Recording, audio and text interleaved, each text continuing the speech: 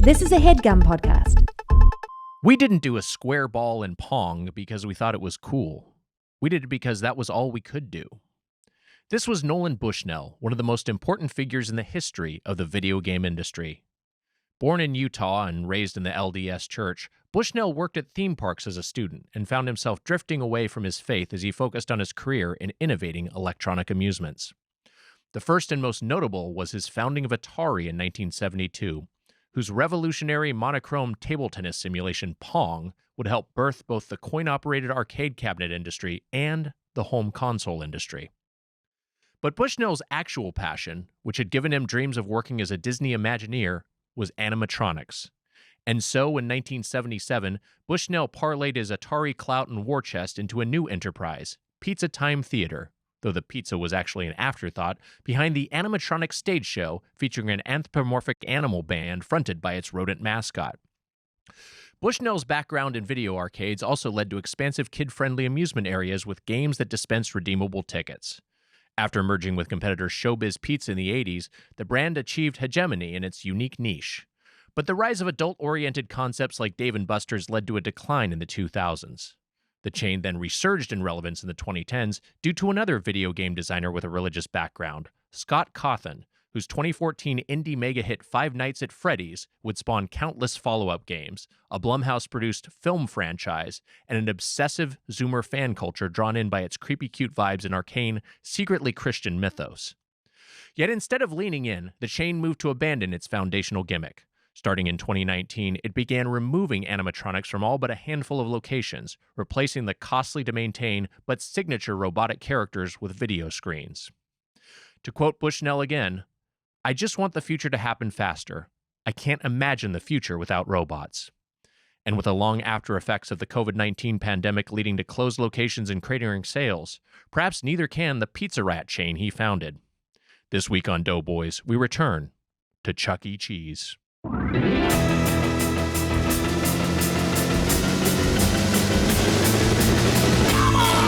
is the Dodo Boys! Come on, Dodo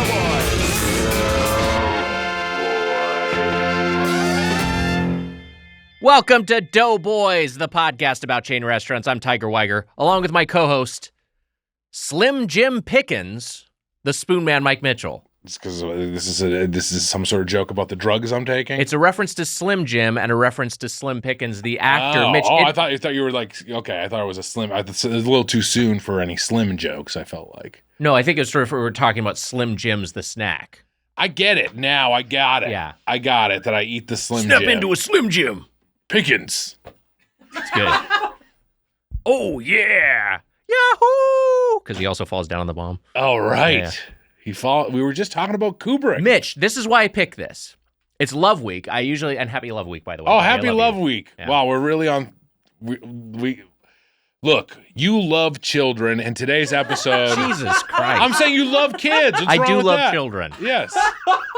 And today, that's how we're gonna ham fist. Whoa. That's how it's There's gonna nothing work. to ham fist. It's just a matter of Love Week is just a celebration of each other, of the show, Susser would disagree of our with this. guest. We have a guest we love our staff, we love our listeners, and that's what this is all You about. love children. Okay. I usually pick a toast spoon man for Love Week, but I pick this roast because it's again very wholesome, and the email is really nice and ties in with our guest. Thought of this roast while watching 1941 in preparation for your blank check appearance. Okay. I've been a fan for a long time and wanted to send a roast because I think you two are really funny. How nice is that? I hope you keep a podcast after you stop eating so much junk food. Love you big time. Eddie Spaghetti. Roastedbirdfuck.com. Eddie Spaghetti, guess what?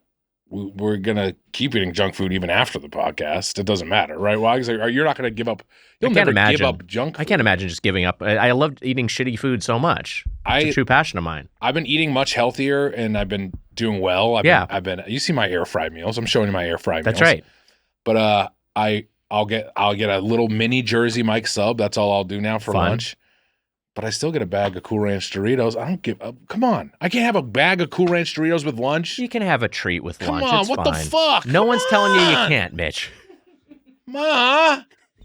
My mom watches the show and yells at me. I hope my mom never watches the show. Where do you stand on spaghetti?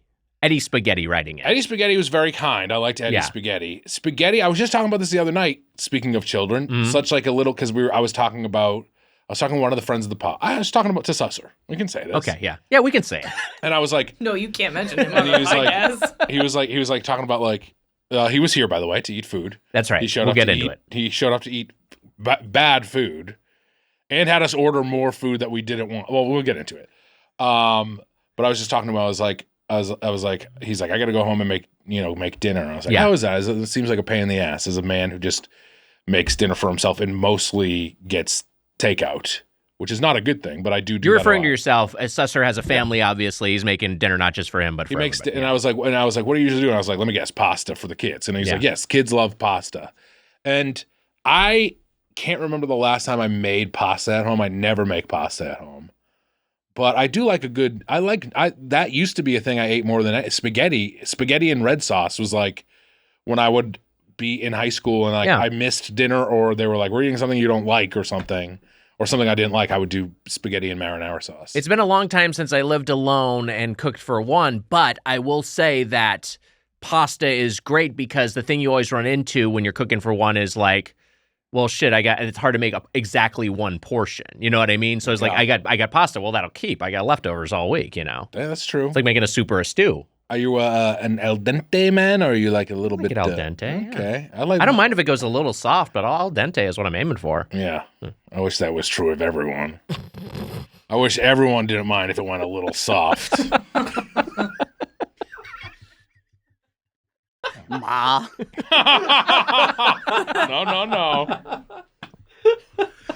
No. You got any Valentine's Day plans this year? No, but I thought of a parody song right before the show started. Yeah, what is it? Is it Valentine's Day related? No. Okay. Well, I sang one right before the show started that you heard. That's true. But I also had a broke into Joe's apartment. This is where the roaches live. Oh, God. So the reference is the MTV film Joe's Apartment from the 90s about a man who lives in a roach-infested apartment where they like talk to him, right? Yeah. I never actually saw it, but I know what the premise is. But what is it a parody of? Oh, the old apartment? Broke into the old apartment. I don't know if I think I know the old apartment. We used to live. Does anyone know this song? Oh my God, what the fuck? Whose song is it? Bare Naked Ladies. Oh boy, why did you change the locks? You don't know this? No one knows this? No.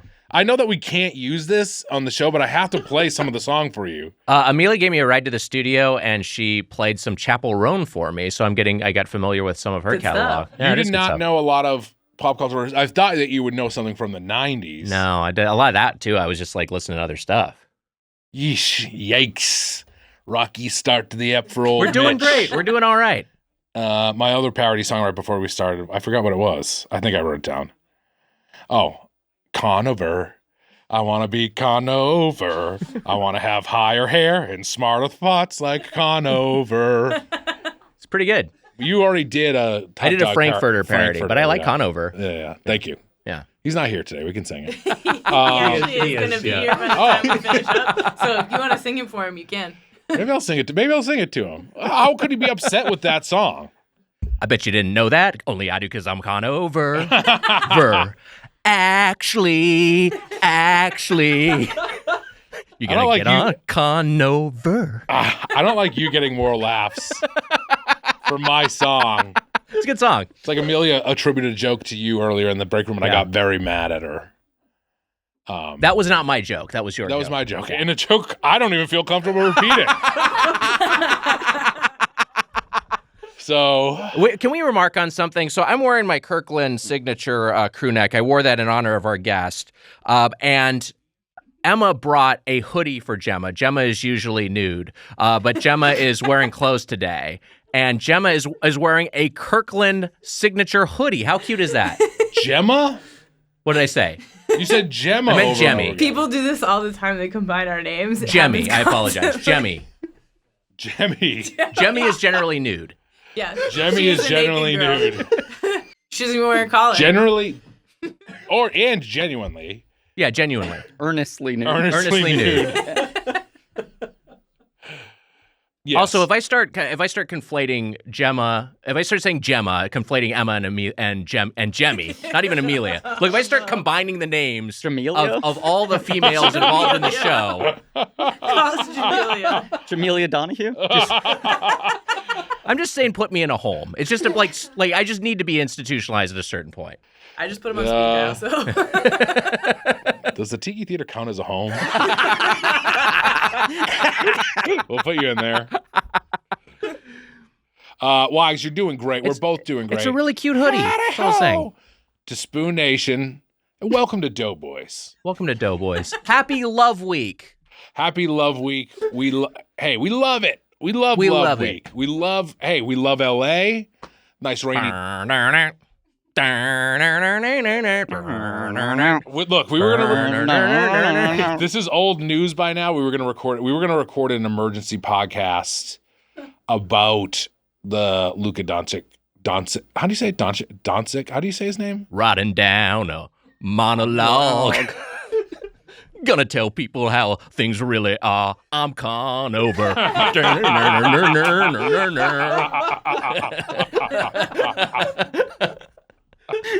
Luka Doncic traded to the Los Angeles Lakers. This is a 10 days old at this point. This happened over the past week, and we were going to record an emergency pod for the episode that came out last week with our buddy Carmen, and then we decided that by the time we were going to do it, it would feel like a little bit too late because it would come out after the trade deadline. But crazy news. Wild. I'm so glad you saved this convo for me because I have a lot to say about it. Why do these trades always work out in this way for the Los Angeles Lakers? Hey, I don't know. Yeah. It's annoying, but also does it mean that maybe there'll be a Celtics-Lakers final, so it's probably good that the league is rigged? Love to see that.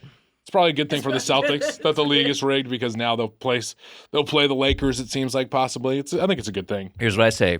Rigged for my pleasure. Go Lakers. Ugh. Ugh.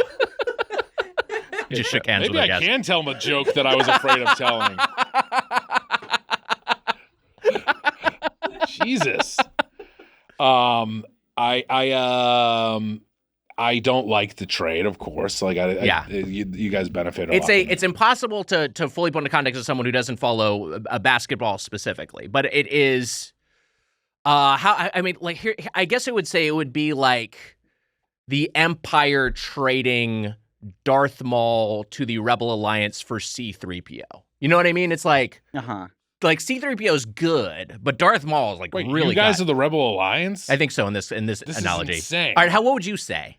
You guys are the fucking Empire. Okay, fine. So we're the Empire. So we're getting. You get Chewbacca. We're getting Chewbacca in exchange. Yeah, Chewbacca's like Luka Doncic. How is that bad? I would say maybe Luke Skywalker. Okay, we're getting Luka Skywalker in exchange. All right, that fucking works. You're lucky, Casey. You're lucky, dude. Luka and Luke worked really well. The Empire gets Luka Skywalker, and in exchange, works really good.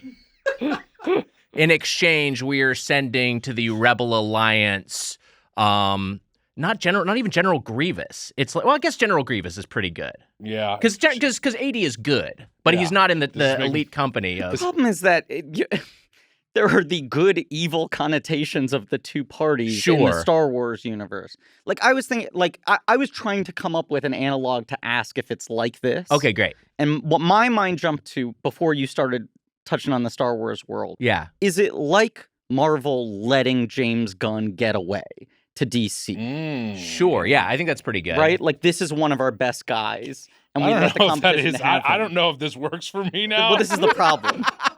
This is why I was tentative to even throw this out. If, like, Marvel let DC get James Gunn, and DC was like, we'll give you our best PA in exchange. Yeah, but this guy's so good on set. But AD's also good. So AD is very good. It's kind of like, okay, hey, it's kind of like Marvel and DC. We're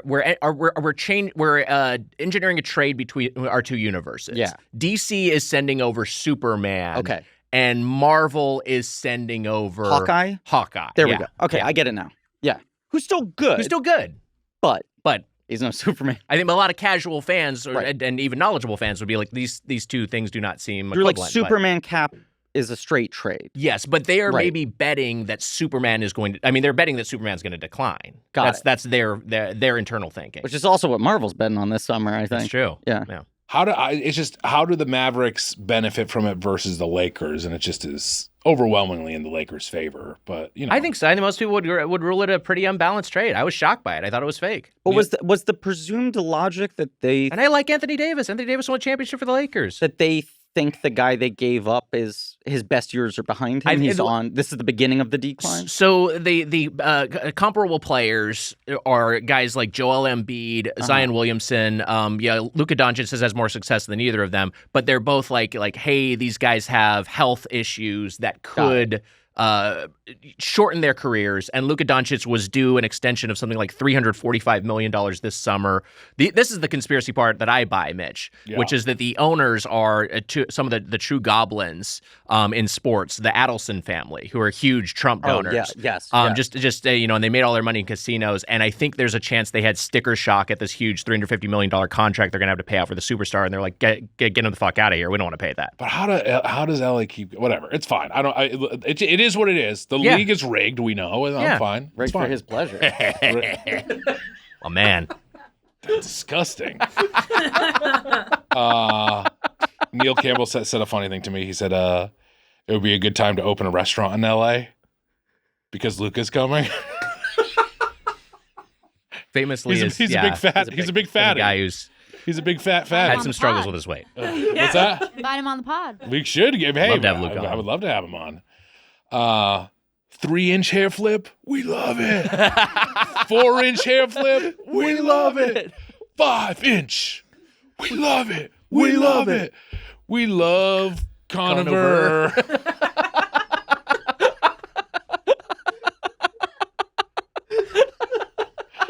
That's a good. I think that worked for the chorus. What do you think? Yeah, I think it was really good.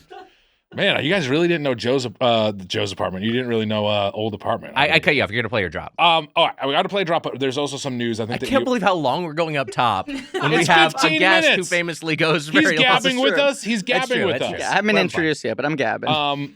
We have news with the trade tariffs. We're banning all Canadians from coming on the show. Yeah, Nick, it's hard to say during Love Week, but Canadians are not welcome on Doughboys, at least for the next 30 days. We got Toronto in on Doughboys. Yeah, we got that in last administration, but things have changed. Apologies to Carson and Taylor, my friends. Yeah, sorry. Yeah. You were lovely, but you can't come back on the show. Yeah. The knife, there's plenty of people who are now banned from the show. Aykroyd. I will Lisa say, Gilroy, Aykroyd. There are behind the scenes talks going on right now between Evan Susser and Norm Sousa. So there's a Susser-Sousa accord that the Susser-Sousa accord could come together. We're gonna just keep an eye on it. Zooks had a great idea. He says we should charge 35% tax on Patreon episodes with Canadians in it. So if you want to listen to a Canadian episode, there's a 35% tax on there now. Fair. But I just want to let the world know. We're sorry, but hey, USA all the way. Am I wrong? No, you're right. Anyways, hit him with a drop, Emma. The Doughboys said a lot of wows. They had to count them all. Now they know how many wows it takes to fill the Taco Bell. 500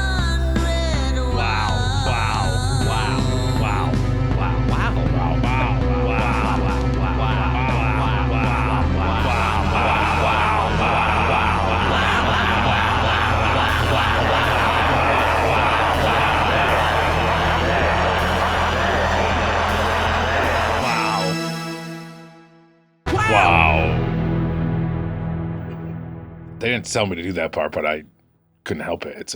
That wasn't a wow at the end, was it? Or was it another wow? That was a wow. That was another wow at the end. Wow. I shouldn't have sang over it. No, it was good. 500 wows drop. That's the title. Wow. Hey, DK, had a 500 wows idea, and now I'm subjecting y'all to it. If there's only room for one 500 wow, my vote is for the one Lee 10 tickles added in the dose cord. But if the pod can handle another breezy 45-second multi-wow, here it is. Lyrics. The Doughboys said a lot of wows. They had to count them all. Now they know how many wows it takes to fill the Taco Bell. 500 wows. And then they did all the wows. That's good. That was good. Thank you. I liked it. Thank you to well Ben. Constructed. Thank you, Ben. That was nice good. work, Ben. I think 500 wows. I think we've kind of maybe exhausted that premise. I want to hear 500 meows. Be pretty cute. Do you think that we did? Do you think Irma did 500 over the course? I think she probably did a lot. You probably could pull enough Irma meows over the course of you could our repeat catalog. them. Yeah.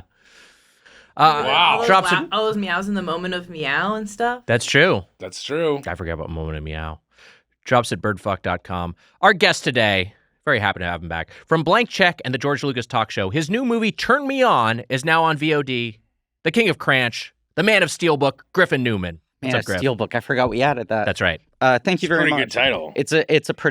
It means a lot to me. We were talking SteelBooks just before we started recording. We now, were. There's a Tommy Boy SteelBook on the way. Right. So they announced a standard 4K of Tommy Boy, which was exciting. We were discussing it beforehand, and you got a big kick out of me asking Griffin if there was going to be a Holy Shnikes edition to the SteelBook, which there was a Holy Shnikes edition to the DVD, which I bought. Can I go through this quickly? 1,000%. Okay. We would love to hear it. So, like, Paramount, I feel like in the early days of DVDs was notorious for bare bones releases, no special features. And then maybe about 8 years in, they went double dip crazy, and especially on their comedies, because Paramount has a lot of the like Wayne's World, Airplane, Naked Gun, Tommy Boy, like the sort of infinitely rewatchable Planes, Trains, a lot of the John Hughes catalog. They reissued almost all of them with like silly named editions.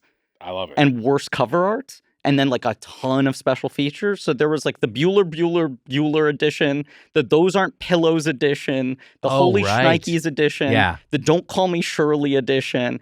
And the special features were all kind of janky. Yeah. I remember there being like a 20-minute featurette with Ben Stein talking about what his day was like filming Ferris Bueller.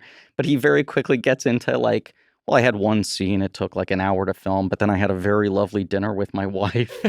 I snuck away and like... And they're like putting like cartoon like graphics around him to make it more exciting. Snuck away and wrote like a speech for Reagan or something. Yes.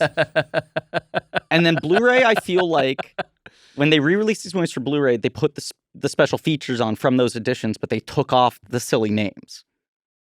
Now they announced 4K edition, which I think will have most of the Holy Shnikes content on there as legacy material. But they announced standard 4K. Now, I love SteelBooks. Yeah. Some studios go, hey, standard, SteelBook, same time. Some put the standard out. You wait, you're like, I guess SteelBook isn't coming. You buy it. Next day they announce, here's a SteelBook. Right.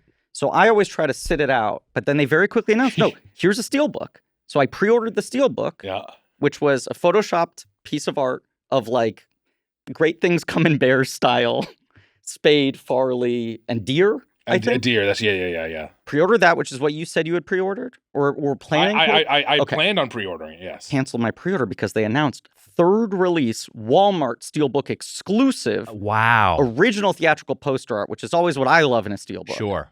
Unmodified, with included fold-out poster that charts the road trip of all the stops. I said, you got to go for that, Mitch. Come on. Well, how did Walmart end up having all these exclusives? Because for a time it was a purview of Best Buy. Best Buy completely discontinued their physical media, happened. right? And Walmart very smartly was like, we will jump in. Wow. So why did Best Buy do that? They bought a lot of the dead stock of old Best Buy releases. Yeah. B, Best Buy releases that were limited, that people still like are fighting over and go for hundreds of dollars. They're like, we'll recommission that. Run another print, we'll sell them in our stores. Wow. And now they have this whole display in Walmart's that says like SteelBook obsessed, media cased in steel or whatever. And they're trying to like own that lane. Because you don't think of like... You got to walk out, by the way. Yeah, Amelia's leaving. That's fine. Amelia left. Which is, I mean... gear from Conover. This, I mean, this is very up my alley. But Nick, go on. Sorry. Oh, no, I was just going to, like, I feel like Walmart generally does not appeal to like the maybe I could be wrong here, but talking too generally, but it doesn't seem to appeal to like an AV enthusiast sort of demographic. Like I don't think of them as having, you know what I mean? Like I think of them more as just kind of being like a catch-all retail shop. This is what I think was smart about what they were doing. Best Buy had like basically the exclusive domain of the SteelBooks, and they would get all this business, whether or not it like moved the needle enough for them. It was like, look, there's a certain devoted audience in these active subreddits that are scanning for any new release. And the second you drop one, they're going to just fucking slam your site. You're basically guaranteed to sell these things out. Right. And they were like, it's not enough for us. This isn't the kind of margins we're looking for. And Walmart was like, we'll take any loyal, committed audience.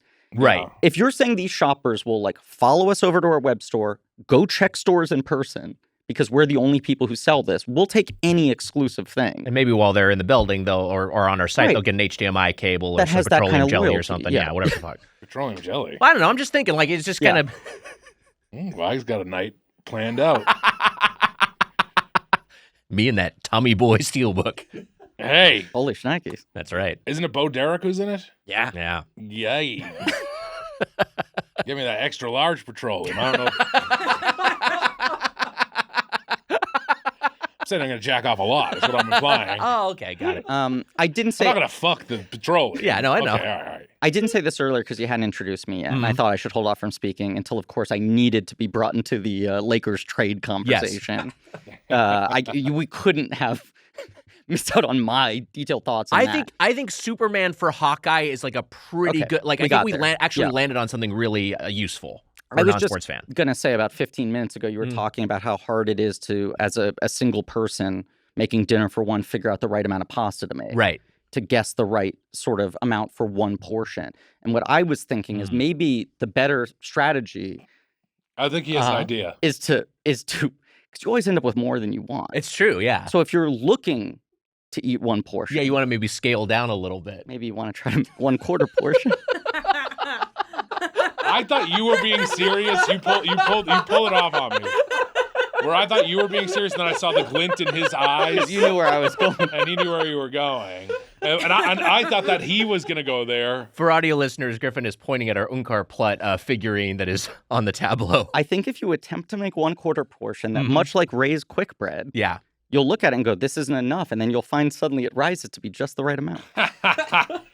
Man, an Unkar Plutt pasta maker would be great. Yeah. It squirts out 1/4 portion. Yeah. I mean, Unkar Plutt food processor, you put in your food and it just gives you 1/4 portion of the food. The issue is you got to make sure you're eating your own portion, because if you're eating Unkar's, he's going to be like, "That's mine."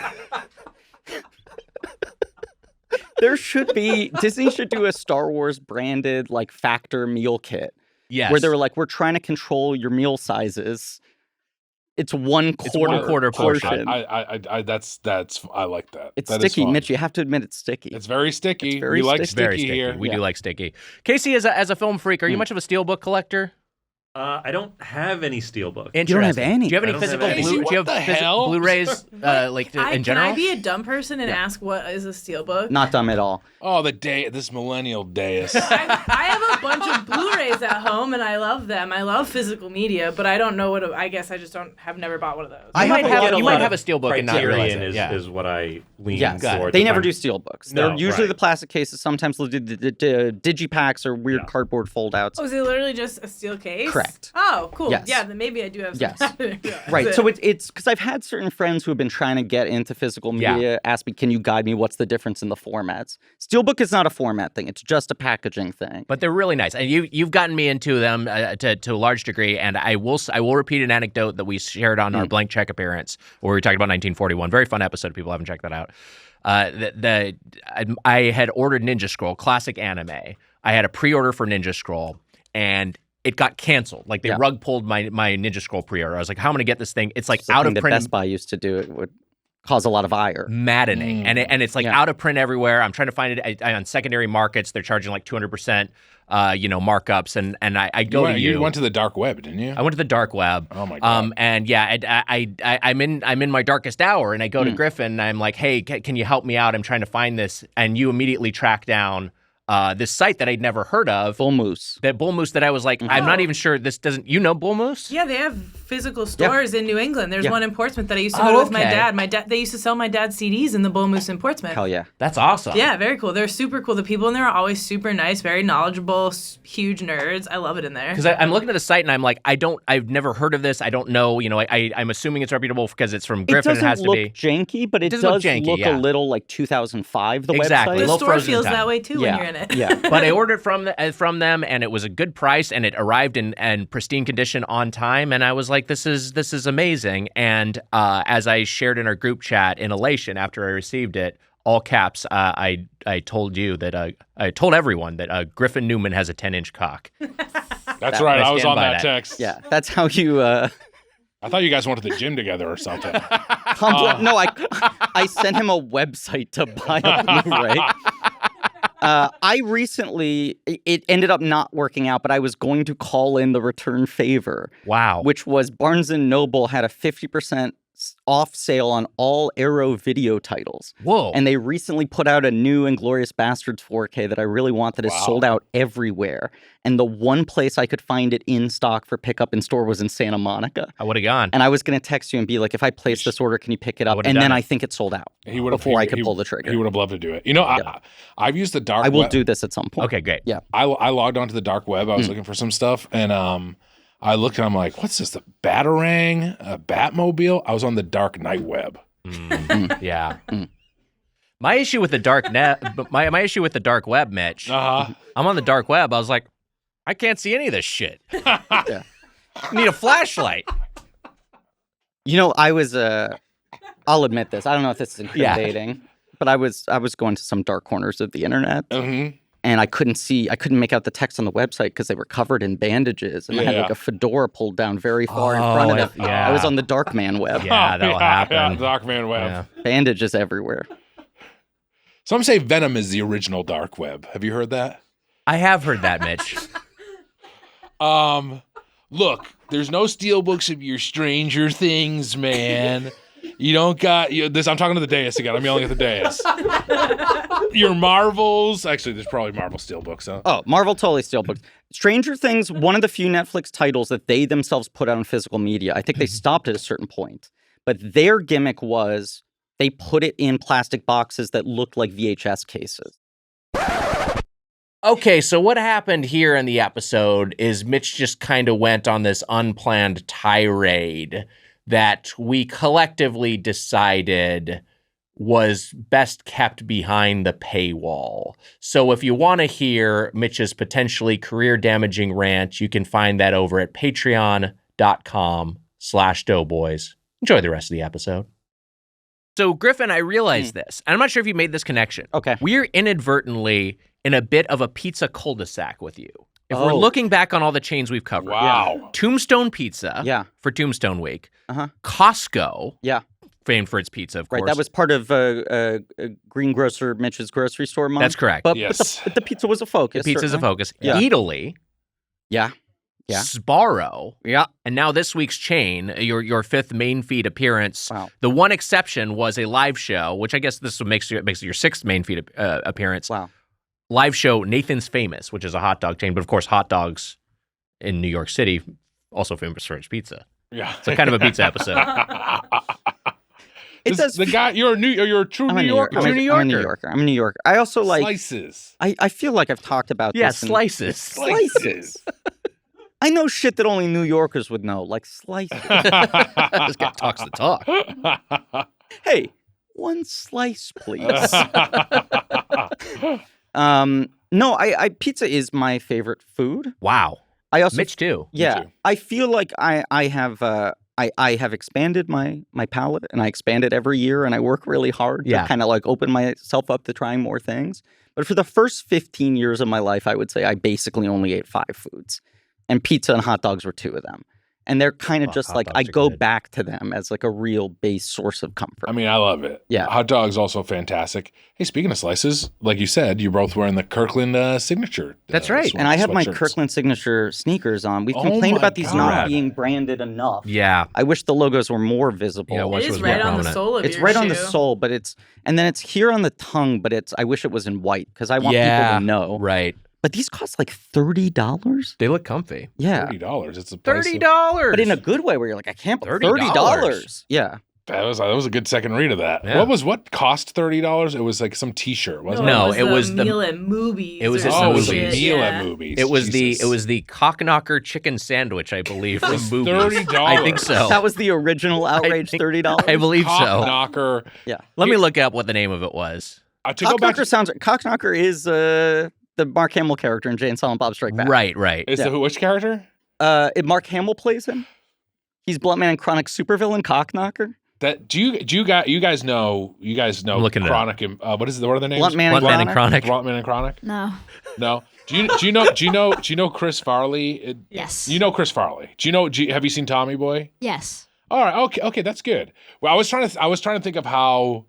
I mean, just the term "holy shnikes" is so funny. Yeah. This "holy shnikes" edition is great. Yeah. But I'm like, that's such a.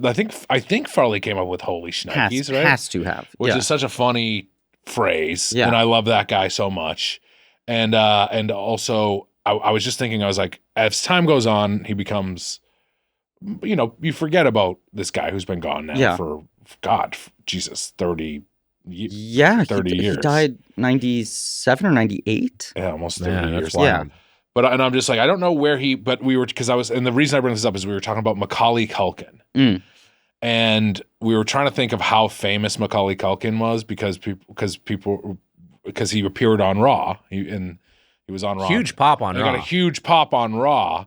And then someone was like, "Oh, I don't think that he's like, do young people know him?" Like, every young person watches Home Alone. Yeah.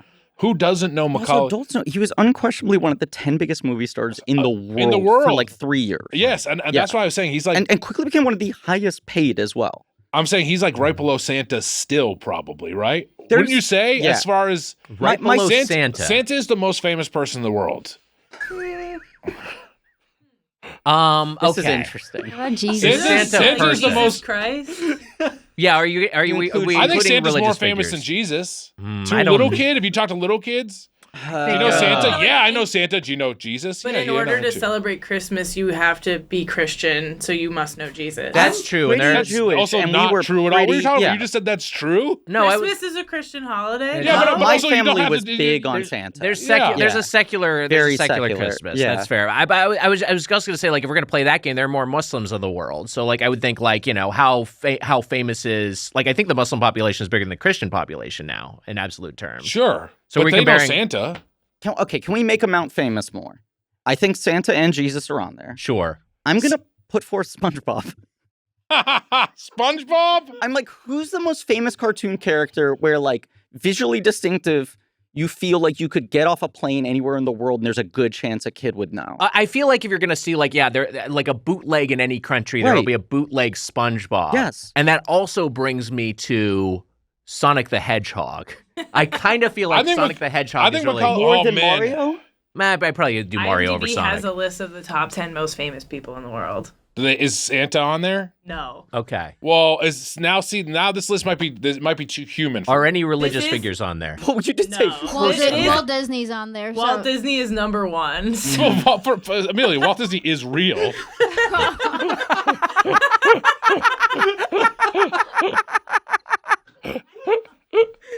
Amelia thinks that Walt Disney is a character created by Mickey Mouse.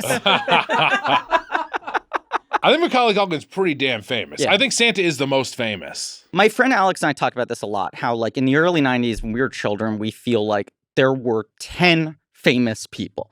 There were 10 people who were arguably famous, and we'll sometimes, like, text each other and be like, who's another one of the 10? But we, like, talk about this group of, like, Arnold Schwarzenegger, Sure. Danny DeVito, Macaulay Culkin, and part of it for us is, like, people who would have appeared on the Kids' Choice Awards and the Oscars in the same year. Arnold actually maybe does beat Mac. Mm-hmm. I think he beats Mac Culkin. Michael Jackson's one of the 10. Michael Jackson probably Michael Jackson's still number 2 on this list. Okay. Michael Jackson There we still go. probably is. Is Tom Cruise number 1? No, Walt Disney's number 1. Oh, Disney is Whose number 1. list is this? Who made this is list? IMDb's list. This of is the most actually famous- IMDb. This is not a fan creation. Oh no, it is a fan creation, I think. Because I feel like if we're talking in absolute terms again, just we're viewing it through our own prism. We're thinking of like a very Western centric sort of thing. I think there's probably some Indian or Chinese celebrity who we're not familiar with, or political figure who is in absolute terms more famous than a lot of people we consider extremely famous. This is an Americanized list. This Yes, is a Westernized. Michael Jordan would be in that 10. I would say inarguably. If we're talking the American. Sure. We get that. Look, we're not trying to be problematic. It's from my dumb white guy perspective. I wasn't even saying problematic. I was just saying, like what list are we making? Are we making the Mitch list? Because that's its own thing. Mike, you're right. Let's put Gerard Depardieu in the 10. He's in the 10. I'd like to have him in there. Yeah. Who made that list? I think Gerard Depardieu, by the way, is a very funny celebrity. It was a fan list. Let me so it guess, was like Tommy not Disney legit. or some shit trying to push fucking Walt up the chain. Jemmy's probably pretty famous. Jimmy is pretty famous. Jimmy, I think, is in the 10. Jamelia Donahue. I can't be this fucking old. I can't be getting people's names wrong. I like Jamelia Donahue. Jamelia Donahue. Doughboys is just produced by Like- Jamelia Donahue. Own it. Okay. It's How not a do we get mistake. Mike It's in a there gift. somehow? Yeah, we'll get him in there. Casey, do you own Dune on physical media? Not to go backwards and further away from talking about our chain. Great question, Griff. I do not yet because I don't feel like they've released Okay. a version that I would like to own. But I do own it digitally. Let's stay in conversation about this. Okay, great. Okay. Well, I'm gonna get you a SteelBook. At some point, I need you to buy a Okay. Steel. All Yeah. right. I want to see your ass in a SteelBook. I'm gonna get you at a car dealership. You look so good with a SteelBook in your hands. I'd love to see what you could do with that bad boy. So much spice in this. can we agree that Santa is just one of the most famous people in the world? I think Yeah, I he's- agree. He's I one of the think- more famous I people. think in the world. Santa is maybe the most famous. Does Santa? He's got a whole month. First of all, the month of December is his, and then there's Sure. different iterations of Santa in every culture. But I'm really now sort of circling back to Mario. Mario's I very think Mario is Mario's very famous. really is Mario high more up. Really famous than famous. Arnold? Yeah, Yeah, now today, it is. Yeah, no 100%. Ooh, okay. Wow. Okay. All right.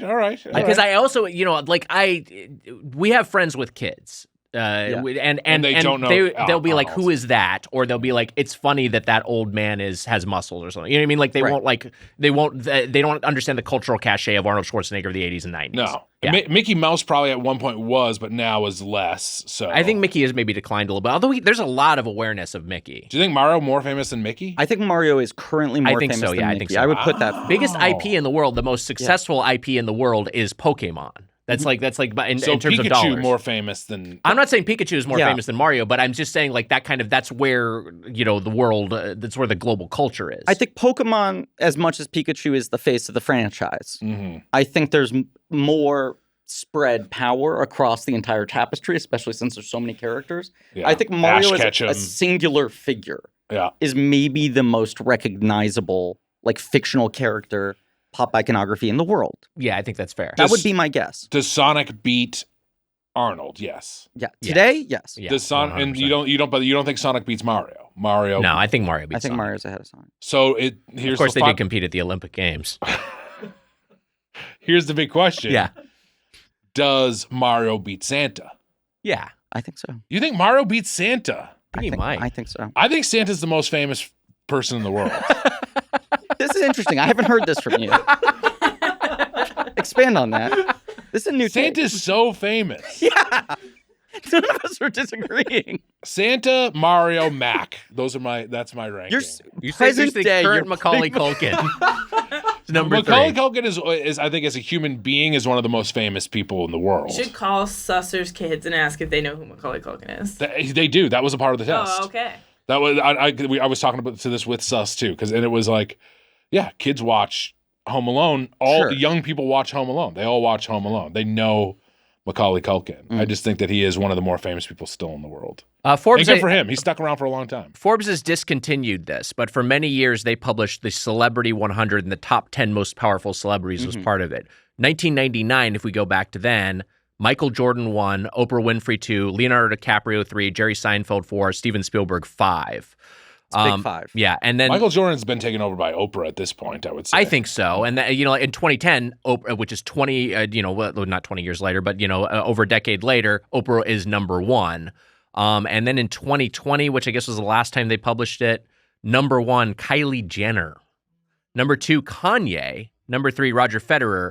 Number 4, Cristiano Ronaldo. This is where the things, and number 5, Lionel Messi. So it's like this is the kind of thing which has that to list, even back then, that was sorry. Well, no, but I 5 think years ago. in a global, it's just a global perspective. We're thinking in global terms. It was just like, yeah, Messi is so, and I'm not even saying his name correctly. I don't think because I don't follow soccer, but like soccer is so fucking huge. Messier? Yeah. Yeah. Messi. No, I think it's Messier? Messi. Messi. Messier was is the Messi. hockey player. Yeah, Oh, yeah. oops. Yeah. I think Michael Jackson's still When we have lunch together, you get a little messy, but I get a little Messier. Dear God. All right, let's talk about the restaurant. Fine. There was more I guess we shouldn't discuss how famous. Is Cupid more famous than Cupid Santa? is very famous, but no. No, Cupid's what about not more- No. Okay. No. What about Zeus? No. Then Santa? What do you think Santa is? What is this? Don't be incensed. What about Jack Skellington? No! I think he maybe makes the 10, though. Yeah, he might make the 10. He might Jack make the 10. Skellington makes the Skellington's 10? really Jack well Skellington's known. really famous. That motherfucker's bony face is on everything. Yeah, you seen how many hoodies there are out there Yeah. with Jack Skellington on? The image of a Pokeball, perhaps more famous than Santa. Okay, Amelia, but that's an a object good list. take. That's an object list. That's a good A take. Pokeball is a Pokeball more famous than Santa. Yeah. Shit, I hope I hope Santa doesn't get trapped in the Pokeball if it's out there. Here's a question: is a Pokeball more famous than a snake? Like you're like, what is this? And you point to a snake and a Pokeball. Are people going to be able to identify one more than the other? Just any snake. Any snake. General snake. Just a snake? Like if someone's like, what is that? They're pointing at the snake. It's like, I know that Pokeball. The idea of someone seeing a snake and go, what is that? Yeah. Okay, here's my question. Yeah. though. If you show someone a picture of a snake, Yeah. and you go, "What is that?" and they say diamondback, Yeah. and they've misidentified the species, do you still accept the answer as snake? Yeah, I'd still give them credit for that. Because Okay. you're identifying a snake, you just maybe miss snake. That feels like you're trying a level. I'd almost just say like, Okay, then do less. So then be we're less basically specific. saying any snake Any versus snake. any Pokeball. Just knowing it's a snake. I think snake wins. Okay. I think snake is more famous than Pokeball. Okay, got it. But now it makes me question, is snake more famous than Santa? But see, now we're talking about this is getting so abstract. If you The look at a idea snake, of any Yeah. snake, any representation Is of snake- any type of snake. I think there's I a chance. don't know if a snake is more famous than Santa. I think there's a chance. I think there's a chance someone could look at a snake and Santa and not really have an idea of what either is, but know, like, be better able to identify Santa's. Like, I think that's like the winter, like, holidays, man. Who the fuck is this And guy? and the snake, they'd be like, I don't know, like that's weird. Is that like a green worm, or is that like a just some sort of reptile? You know, is that like a lizard? Okay, you but know, hold on a The second. winter holiday, man? well, like they've seen them around the season, but they don't know specifically who they are. This is where the conversation is. Yeah, Dog is infinitely more famous than Santa yeah. or Dog snake. is more famous than Dog Santa. We're is more. saying Dog is more any famous. dog. The Is dog ability the- to show anyone a picture of any dog, photographed or drawn. and be like, that's a dog. Who's gonna say I don't know? To Yeah, him? I would trust that you'd say that's a dog if you saw a picture of a dog. Is dog more famous than any other animal? Like, is dog more famous than horse? I think dog's the most famous animal. More than cat and horse. think Dog's more cat's a famous than type cat, yeah, too. for sure. Whoa, relax there. Yeah, Dog's come more on. famous than kitty cat. No, Cat yeah. people. That's easy. Okay, fine. I won't argue dog versus cat. Cat's a tight two. Horse is a slightly more distant third. Let me throw something at you, bird. No, dog. Is bird more famous than horse? Dog is more famous. Dog versus Santa is a good argument, but now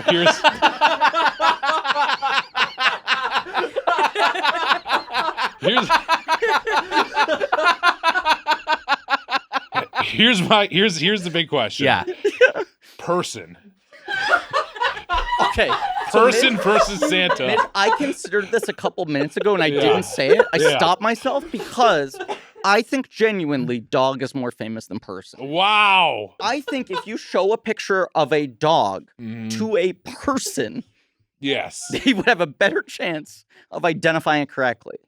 Then if you then showed this a is another person to a person. dog, Yeah. I think I Santa, think so. I think so. I think Santa wins in a three-way competition between dog, person, and Santa.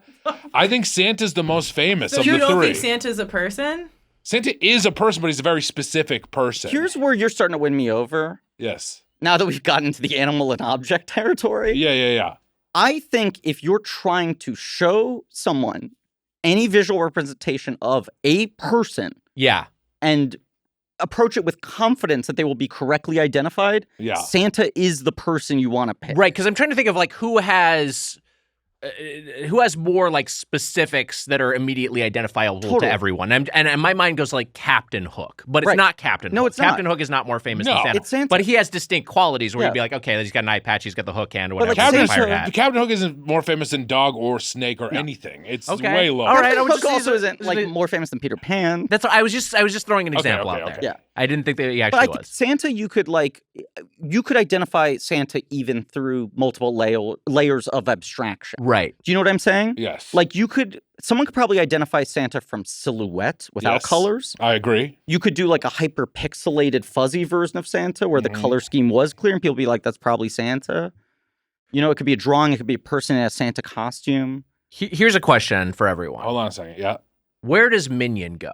Because Minion in the past 20 years, I feel like has skyrocketed up the awareness.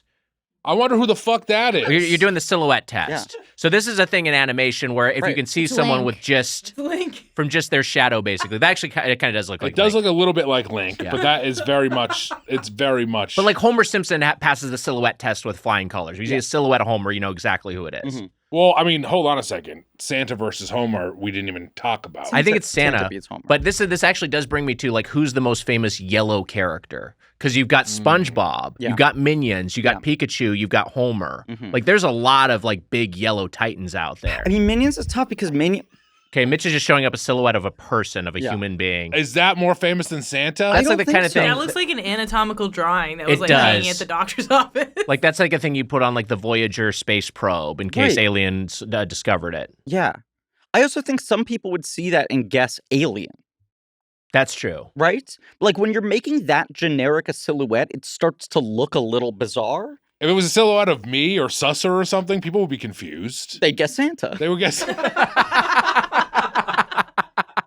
Sorry, you led me right into I that mean, one. 100%. You know what? It's an honor to be confused with the most famous thing in the world. You were talking about in a recent episode, but also I feel like multiple episodes, how you feel like Santa has been taken away from big guys, that now Yes. buff guys get to play Santa. And Speaking then of there were, and then Schwarzenegger, yeah. even after They announced this fucking Schwarzenegger Santa which comedy. Kyle Moody's in, which we're very excited about, but it is a buff Santa. And then Yeah. there was an ad right after I did that where there was another buff Santa in an ad. J.K. Simmons is J.K. Santa. Simmons is It Santa really and does Red feel Wine. like big guys don't get to play Santa anymore. It's fucked up.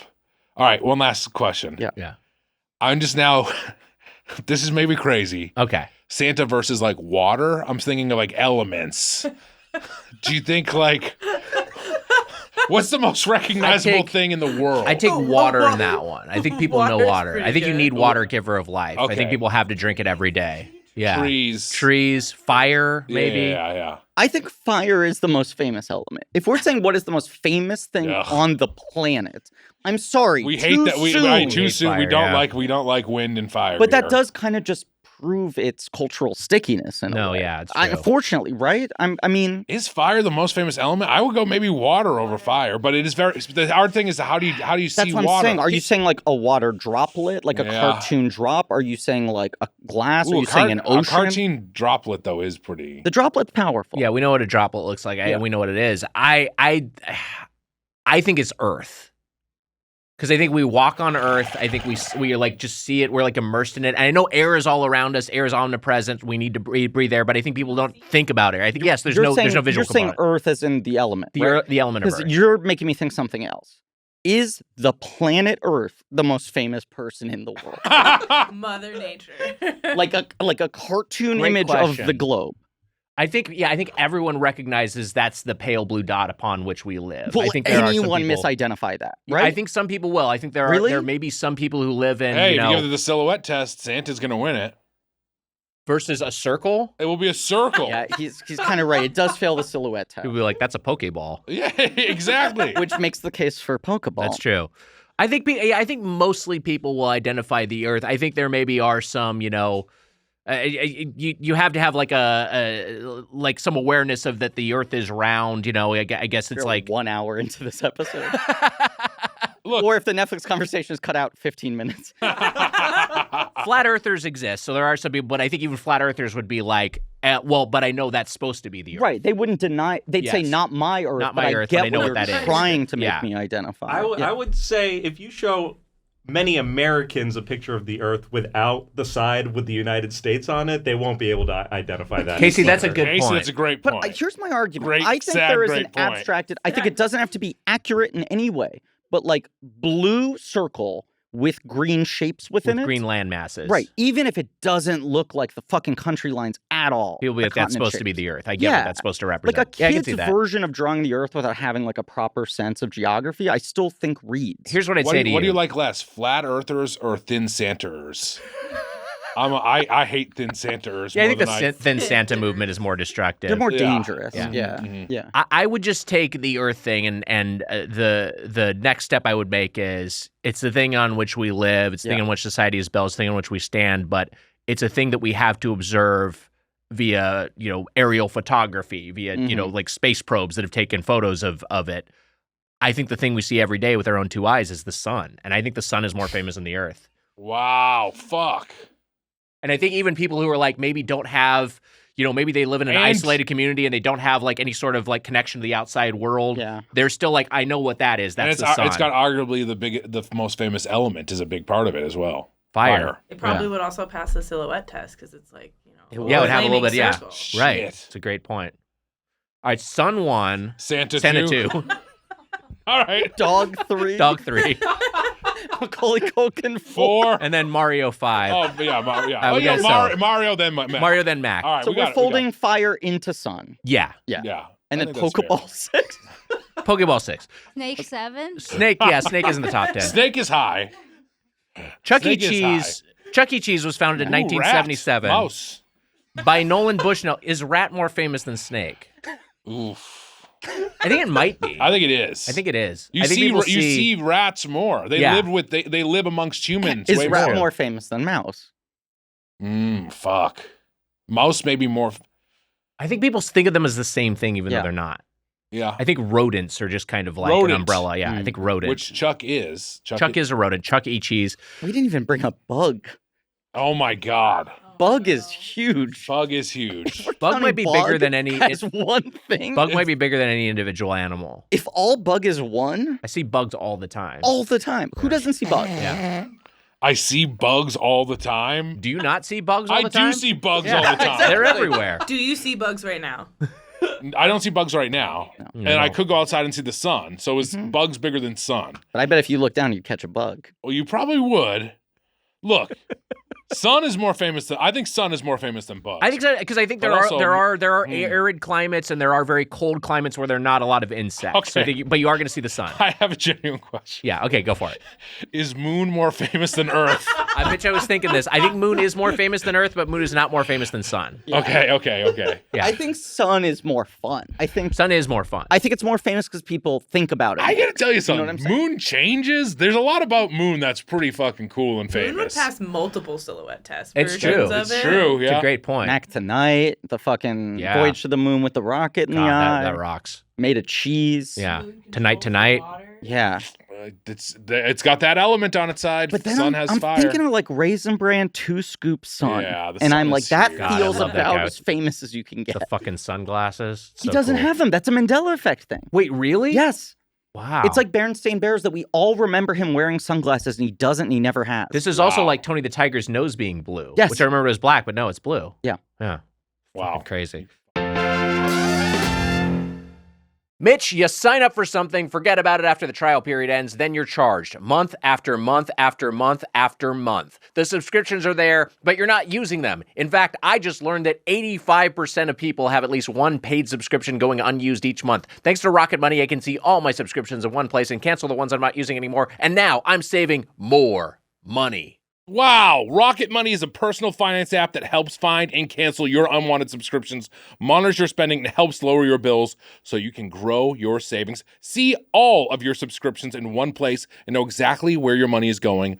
For ones you don't want anymore, Rocket Money can help you cancel them. Rocket Money's dashboard gives you a clear view of your expenses across all of your accounts. Easily create a personalized budget with custom categories to help keep your spending on track. See your monthly spending trends in each category to know exactly where your money is going. Get alerts if bills increase in price, there's unusual spending activity, or if you're close to going over budget. The new goals feature automatically saves money for you so you don't have to think about it. Pay off credit card debt, put away money for a house, or just build your savings. Rocket Money makes it easy. Rocket Money will even try to negotiate lower bills for you. They automatically scan your bills to find opportunities to save, then you can ask them to negotiate for you. They'll deal with customer service, so you don't have to. Rocket Money has over 5 million users and has saved a total of $500 million in canceled subscriptions, saving members up to $740 a year when using all of the app's premium features. Wow. Cancel your unwanted subscriptions and reach your financial goals faster with Rocket Money. Go to rocketmoney.com/doughboys today. That's rocketmoney.com/doughboys, rocketmoney.com/doughboys. Do it. Chuck E. Cheese was founded in 1977 by Nolan Bushnell, better known for founding Atari. Speaking of all, with all the video game talk we've had. Nolan Bushnell, a huge figure in video games, huge figure in in-person entertainments, was inspired by Disneyland's Country Bear Jamboree and the Enchanted Tiki Room. In fact, animatronics were at the core of the concept. Yeah. That's the basis of Chuck E. Cheese is I want point. this to be an animatronics attraction. And I think, how do you bring animatronics to the masses? Yes. It was kind of the domain of Disney. Right, and he figured out a way to scale it up and put it in shopping malls. It merged with Showbiz Pizza in 1985, which we had in Lakewood, California. Actually, I knew better than Chuck E. Cheese as a boy, and then it turned into a Chuck E. Cheese. The entire Showbiz brand merged with Chuck E. Cheese, and Chuck E. Cheese was all those stores became Chuck E. Cheese. I'm saying that in a clumsy way. It was acquired by, as all these chains have been, acquired by private equity fund Apollo Global Management in 2014. It survived the pandemic partly through its ghost kitchen component, Pasqually's Pizza, which we will talk about based off of it. Right? Is it Pasqually? I think it's Pasqually. Pasqually's Pizza. And it has resurged in the zeitgeist partly due to Five Nights at Freddy's, but kind of shooting themselves in the foot here. In May 2024, they announced plans to discontinue animatronics from all but a handful of legacy locations, including one in Northridge, California. The location we went to in Eagle Rock had a total of one animatronic. Disaster. It was really, really a bummer. Let's just get ahead of it. We were there for an hour and a half. Yeah. And he was turned on in the sense that he was literally just doing this, turning, and he'd look and his eyes would shift and he'd blink. He did not do anything beyond that. Yes. There was a curtain up on him the whole time, video screens playing musical numbers of various stripes that we'll talk about. But Chuck was just sort of scanning, like he was a security guard. He didn't talk, he didn't sing. There was a point where I thought he was going to talk, and then he didn't. And there was a certain point where there's spotlight was on him, and I was like, okay, is he going to do a little speech or a little number or something like that? Interact with the screens? Didn't seem to happen. He was kind of moving when we first got to the table, right? It seemed like he was a featured thing on him when we first got there. Maybe you guys did not see it. But I caught a little bit of it. Right? He didn't speak. Yeah, and I feel like it used to be the band performs every hour. There was a whole fucking show. Yeah. And it was a whole thing. And it wasn't Pizza, which once I remember, a day. It was it would happen on a regular rotation. It was ongoing, and you wanted to be seated by the stage so you could see it happen. Right. And this is the thing. It's easy to say, hey, everything's getting worse, everything's getting shittier. I think this is the case where this actually has gotten a lot worse. I actually think it's one of the clearest distillations of that philosophy. Right. Right, that we're paying more for less. We were discussing it because we were like, hey, we're adults, so does this just suck because we're older? But then I told you, I was like, I remember going to Bonkers as a kid, Bonkers a fun house or whatever, and it was just like a Chuck E. Cheese type place. And we looked at a video of it, and it looked so much better than the Chuck E. Cheese we were in. And then I was like, I remember the Chuck E. Cheese when I was growing up going to Chuck. I didn't go often, but I went once or twice. And I remember there being little things where you could crawl under the stage. It was way more interactive. It was, and this felt so flat. It felt like you were in a room. I mean, I understand. In Eagle Rock filled with arcade machines. In a dead mall. Yes. Yes, 100%. I mean, it is very easy to be well, obviously the place we went to when we were children in 1992 was great, and this is bad now, right? I know. It's the nostalgia. Look. There's the nostalgia lens of it, but here's the thing that fights the nostalgia. Yeah. There was actual just hard math. Yes. That when we used to go there as children, there was a band of 5 robots that would perform a full concert. And now you have one robot just kind of creeping on you. Yes. Doing nothing. Well, 2 if you count Weiger. All right. The 2 robots creeping on the children. Nick and Chucky. He was kind of behaving Weiger-esque, just kind of scanning, counting how many children were there, looking. The Chuck E. Cheese, kind of his status of at the Eagle Rock location, he was kind of in a liminal state, like a space between life and death. Yeah. Like it was kind of like you would bring a doctor in there and there would be like a court case to say like, is this guy alive or should we pull the plug on him? Because he wasn't interacting with anybody, but his eyes were sort of like finding things. Right. It's and like, is there consciousness? Exactly, is right. Is there any internality Yeah, to that? Lights were on, but no one was home. Exactly. And it's honestly distressing. It could go to the Supreme Court. If they brought that robot in front of the Supreme Court, it would be hard to settle. It was a very. First of all, let me say this. Yes.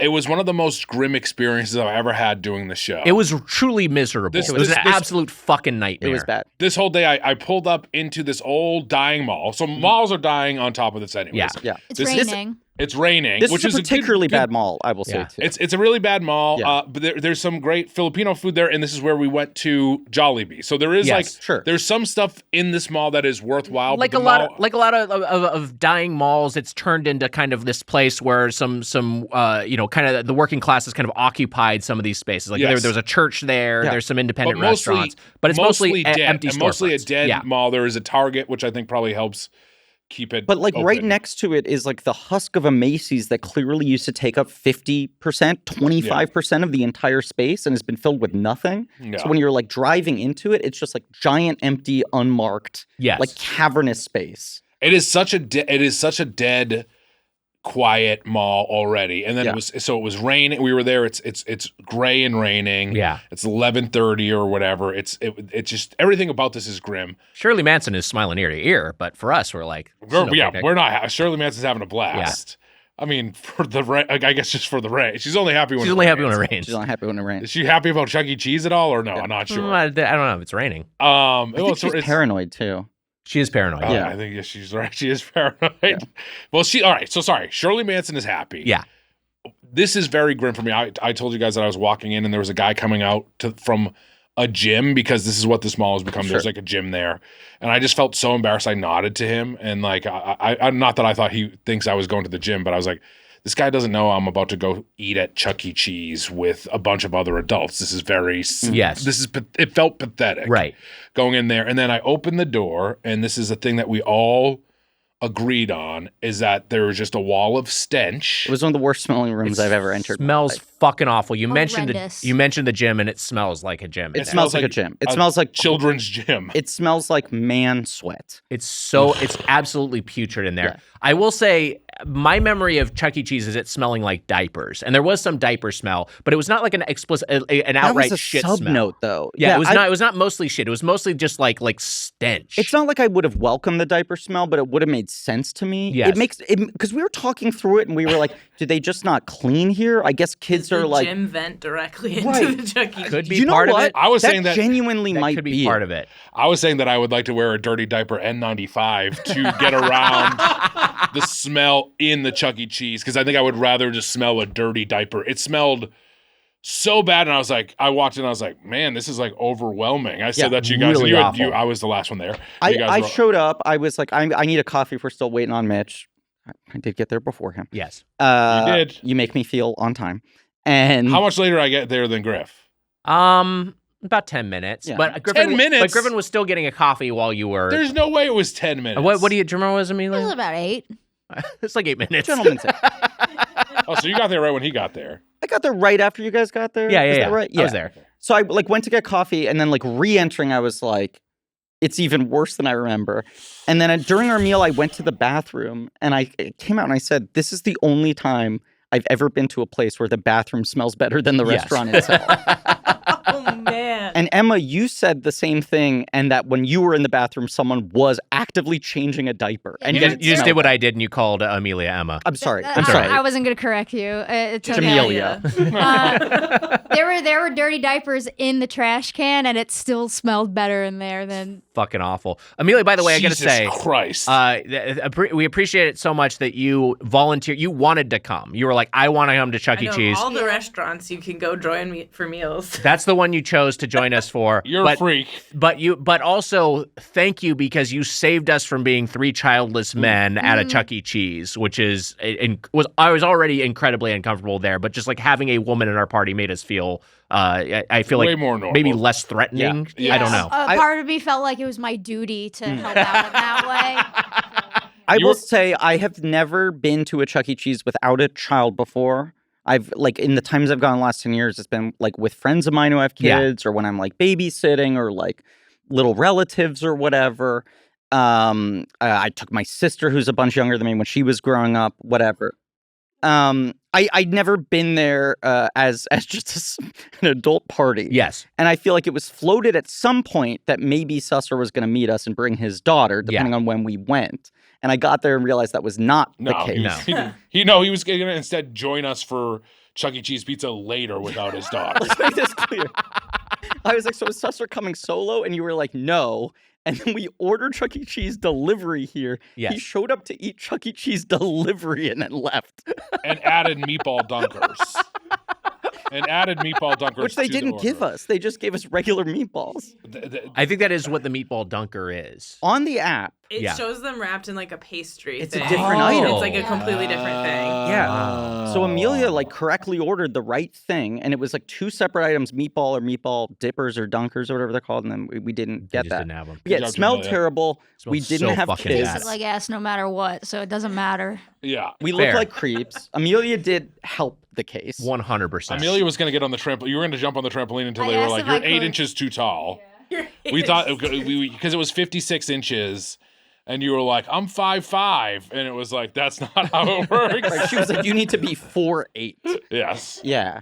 You were like almost a foot too tall for it. Did they have a ball It would have been pit? fun. No ball pit. No Ball ball pit's pit. gone. Are those gone? I think for they're good gone. now? They had this It was ninja run thing that looked like kind of just a McDonald's play place, but now it costs an additional ticket to run through. It wasn't that big. It wasn't that shitty. themed. It was just like a couple tunnels and like, I don't know, like things you knock out of the way, and then they had the trampoline. And filled with norovirus. I mean, like that was the thing. Like Amelia was like, when we were touching anything, she was like, I was so aware of like not touching my mouth again.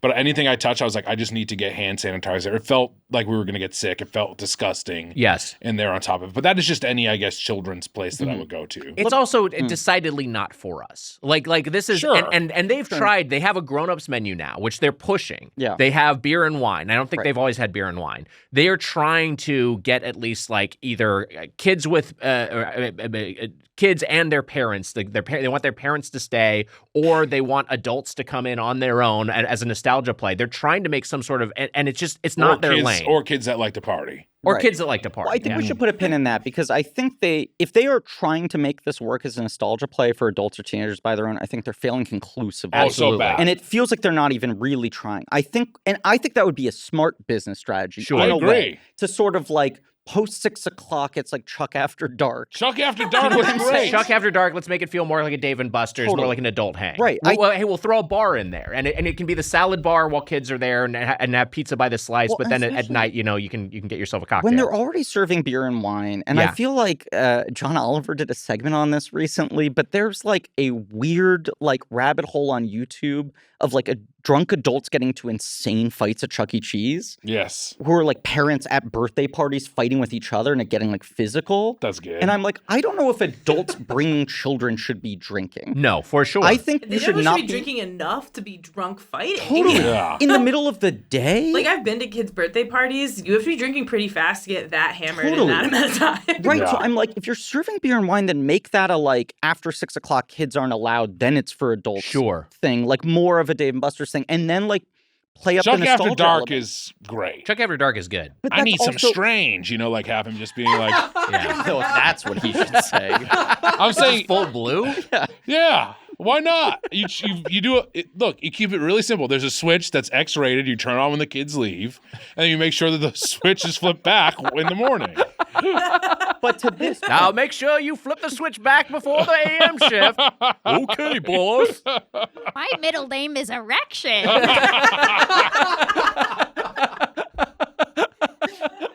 That's perfect. That's pretty good. Saying that at 9 a.m. to a bunch of toddlers. Oh, I didn't flip the switch back, boss. It feels like all their like plays to adults are to make the adults that are accompanying children hate being there less. Like they're like, can we elevate the food a little bit? Can you numb this a little bit can we with offer like you alcohol, Yeah. whatever? And I'm like, that's not helping anything, it feels like. no. You're not actually going to make the adults enjoy it, or they're going to get drunk and enjoy it too much. And you're not making something that adults can enjoy on their own. And I also want to call this out. The last time I went was the last time I was here in LA. Met up with my buddy Derek Simon, who's my oldest friend. He's got a young daughter. And he said she's never been to a Chuck E. Cheese. Yeah. All right, good. There was a child. All right, yeah. Important part of the story. And he said she wants to come. Can she pick the restaurant? Right. Or I said, why does she pick the restaurant? Is there a place? She says she's heard about Chuck E. Cheese. She's never been. Do you want to go to Chuck E. Cheese with us? And I was like, yeah, that sounds fun. Yeah. Fun to watch a kid experience Chuck E. Cheese for the first time. And she had a ball, right? But I get there. They had been there for like 5 minutes. I just walk in and join them. We play games. We eat pizza. Then when I'm walking out, there is a woman at like the checkpoint desk who is like, can I check your stamp? Yeah. You're walking out with them. Are these the kids? Like, is this the kid you walked in with? And I was like, oh, when I got here, no one was manning the station. And they were like, you didn't get a wristband? And I was like, no, I didn't get a wristband. I didn't get a stamp. And they were sort of like, I guess we can let you leave, but we're not supposed to. Wow. Whoa. So I was like an adult joining an adult and his daughter. Yeah. And it wasn't like they were trying to block me from coming in. They were like, we don't know if we should let you leave. That Like is they were weird. scared you left a kid in there. It's something. Thank you, Amelia. It was huge that you were there. We would have definitely been stopped. But over I'm and like, over to again. that point, this is not a place where they're like, hey, come hang out solo. No, for Right? sure. Now, we walk in there, and there's like the security checkpoint, and they don't stop any of us. And I feel like you went up and were like, are we supposed to get stamped? And the woman was like, don't worry about it. Yeah. I think it was so dead. We were there at like, we're there at 11:30 is when we all started to gather on a weekday. Mhm. And so it was like, how many other people were there? 10? Yeah. Yeah. Like total? Like other On customers? average, yeah. It was a pretty light house, so I think they felt like they could monitor it. There was a lot of mums in there, Yes. their children. And was- that I understand. Hey, if you're a single the parent, mall, yeah. you gotta occupy your kid for a or little you're bit. yeah, or you're whatever. Sure, makes sense. Yeah, but it was a lot of mums and their kids, and then I would say there was like 7 to 8 mums and 2 dads I saw total. Yeah. I I wanna- gave one of the dads a nod, and he did not like it. I was sort of like, hey. And he was Well, he probably saw the man in there standing with you that had short shorts and a tiger tattoo on his leg. This most scary stamp you can have at fucking Chuck E. Cheese. I want to go back to something, which is, I felt this way while rewatching recently a movie I really love, Paul Schrader movie with Greg Kinnear about Bob Crane, the star of Hogan's Heroes, and his sex addiction called Autofocus. That's the first time you brought this title up on this podcast, isn't it? Yeah, I don't know if we talked about autofocus You've before. talked about it before. Anyway, so autofocus, which includes a scene where, famously where Greg Kinnear and Willem Dafoe are in a basement watching porno together, and they say, "This is getting me hot," and they both start jacking off. Pulling an autofocus. Kind of pulling an autofocus, yeah. But that's not what I was talking about. Yeah, that term. They have there's another part where they're like, Greg Kinnear's going to strip clubs and he's being the drummer in the jazz band at a strip club. But then you have a moment where he's like, wait, there used to be like a jazz combo that would play live music at a strip club. Sure. And you have this feeling like you're watching this of like, we used to make things in this country. Like this used to be like a thing. At Chuck E. Cheese back in the day, and my equivalent, Showbiz Pizza, we used to have the Rock-a-Fire Explosion, which I will show to everyone. And you might be too young to remember this, but there was a fucking gorilla on the keyboards. There's an animatronic gorilla. Yeah. There were other there were just a bunch of different creatures playing different instruments. It was like a full fucking band of animatronics. And they later made a documentary where somebody. The documentary's great. The documentary's really cool. Rock-a-Fire Explosion. But it's like that also used to be part of the experience, and Chuck E. Cheese had the equivalent thing. There were a whole bunch of animatronics doing cool shit, and that was part of what was fun about it. This is a thing. I'm not just watching what you're watching now, which is like literally Blippy videos. They had licensed Blippy videos and licensed Kids Bop videos that they were playing on a loop on video monitors, and that's the entertainment for kids versus it used to be something not that you could see on YouTube, but something that was unique to this experience, unique to this individual institution, and it's just been completely ripped out. We saw 2 different Sabrina Carpenter covers done by Kids Bop with 0 appearances by Chuck E. Cheese members. Then there were some original songs with like Chuck E. Cheese and his pals as puppets. Yes. I feel like like there was at least one number with like people in full body mascot suits. We were talking about how fucking fudgy the branding is. There. Completely erratic. You all were over the saying place. you were saying how there was like a CGI Chuck, a bad puppet Chuck, an animatronic Chuck. There were so many full body mascot Chuck. And they also redesigned Chuck E. Cheese in the 2010s, I believe. Yeah. Maybe earlier than that. He's now voiced by the Bowling for Soup frontman. Is that true? Yes. He used to have more this kind of voice. Like he started out as like old-timey showbiz kind of like sleazy agent. Yeah. And then the 90s, I feel like they were like, Chuck is cool. He skateboards. Yeah. But he still had that kind of like off-brand Bugs Bunny voice. And now he's Bowling for Soup guy and he's like very skinny. He's got sort of like lanky proportions. A Santa situation. He's got a little bit more. He's more like a kid. Like he got turned into a cool teen versus like this like kind of weird older cigar chomping. Yeah, exactly. Yeah, Borscht Belt guy. Right. Yeah. Which Munch was also a character there. I think Munch is a much more. First of all, it's like Mitch, but Munch is also a much more enjoyable character. And I like Munch. I said, "Is Munch popular?" And she said, "Yeah, Munch is very popular." I'm like, Munch has got to be more popular than Chuck. I think so. I mean, I think no one cares about Chuck anymore. I don't think Chuck is like Chuck is like Mickey Mouse. It's like Mickey Mouse isn't anyone's favorite, but everyone recognizes Mickey Mouse's affiliation with Disney. But like people are like, oh, I like Donald, or whatever. Or I like Princess Jasmine. I mean, people have the tertiary characters, peripheral characters, are what people are interested in. I'm gonna put forth a really bold statement. Go for it. It's a question. Yeah. Okay. Is Pasqually now more famous than Chuck? Now let me make the case, okay? Yeah. In store, they're minimizing Chuck more and more. It's true. Right? Chuck is getting kind of like nerfed. On top of that, there's a real lack of clarity on what Chuck looks like. We're seeing 5 different representations of him. He's abstracted, right? Pasqually is pretty clean, is pretty consistent. It's just kind of a classic Italian pizza box chef. Right. And now that they've branded into this new ghost kitchen delivery thing, his name is on the fucking box. It's called Pasqually's Pizza and Wings. Right. I'm like, there's a clarity and a focus to who Pasqually is. To me, Italian to rat is kind of a 1-to-1. But they gave us like children's paper plates and cups for soda and pizza slices. And we got a Munch, a Jasper the dog, a Pasqually, and a Chuck. Yeah. And you made Amelia take the Pasqually because you're the most Italian. Wait, that was me. I think it was why. It was me. Oh, you said it. You just reversed 40X. Okay, so now it's even. Yeah. Now it's even. I was the brutalist 40X Joe. You said you couldn't say it.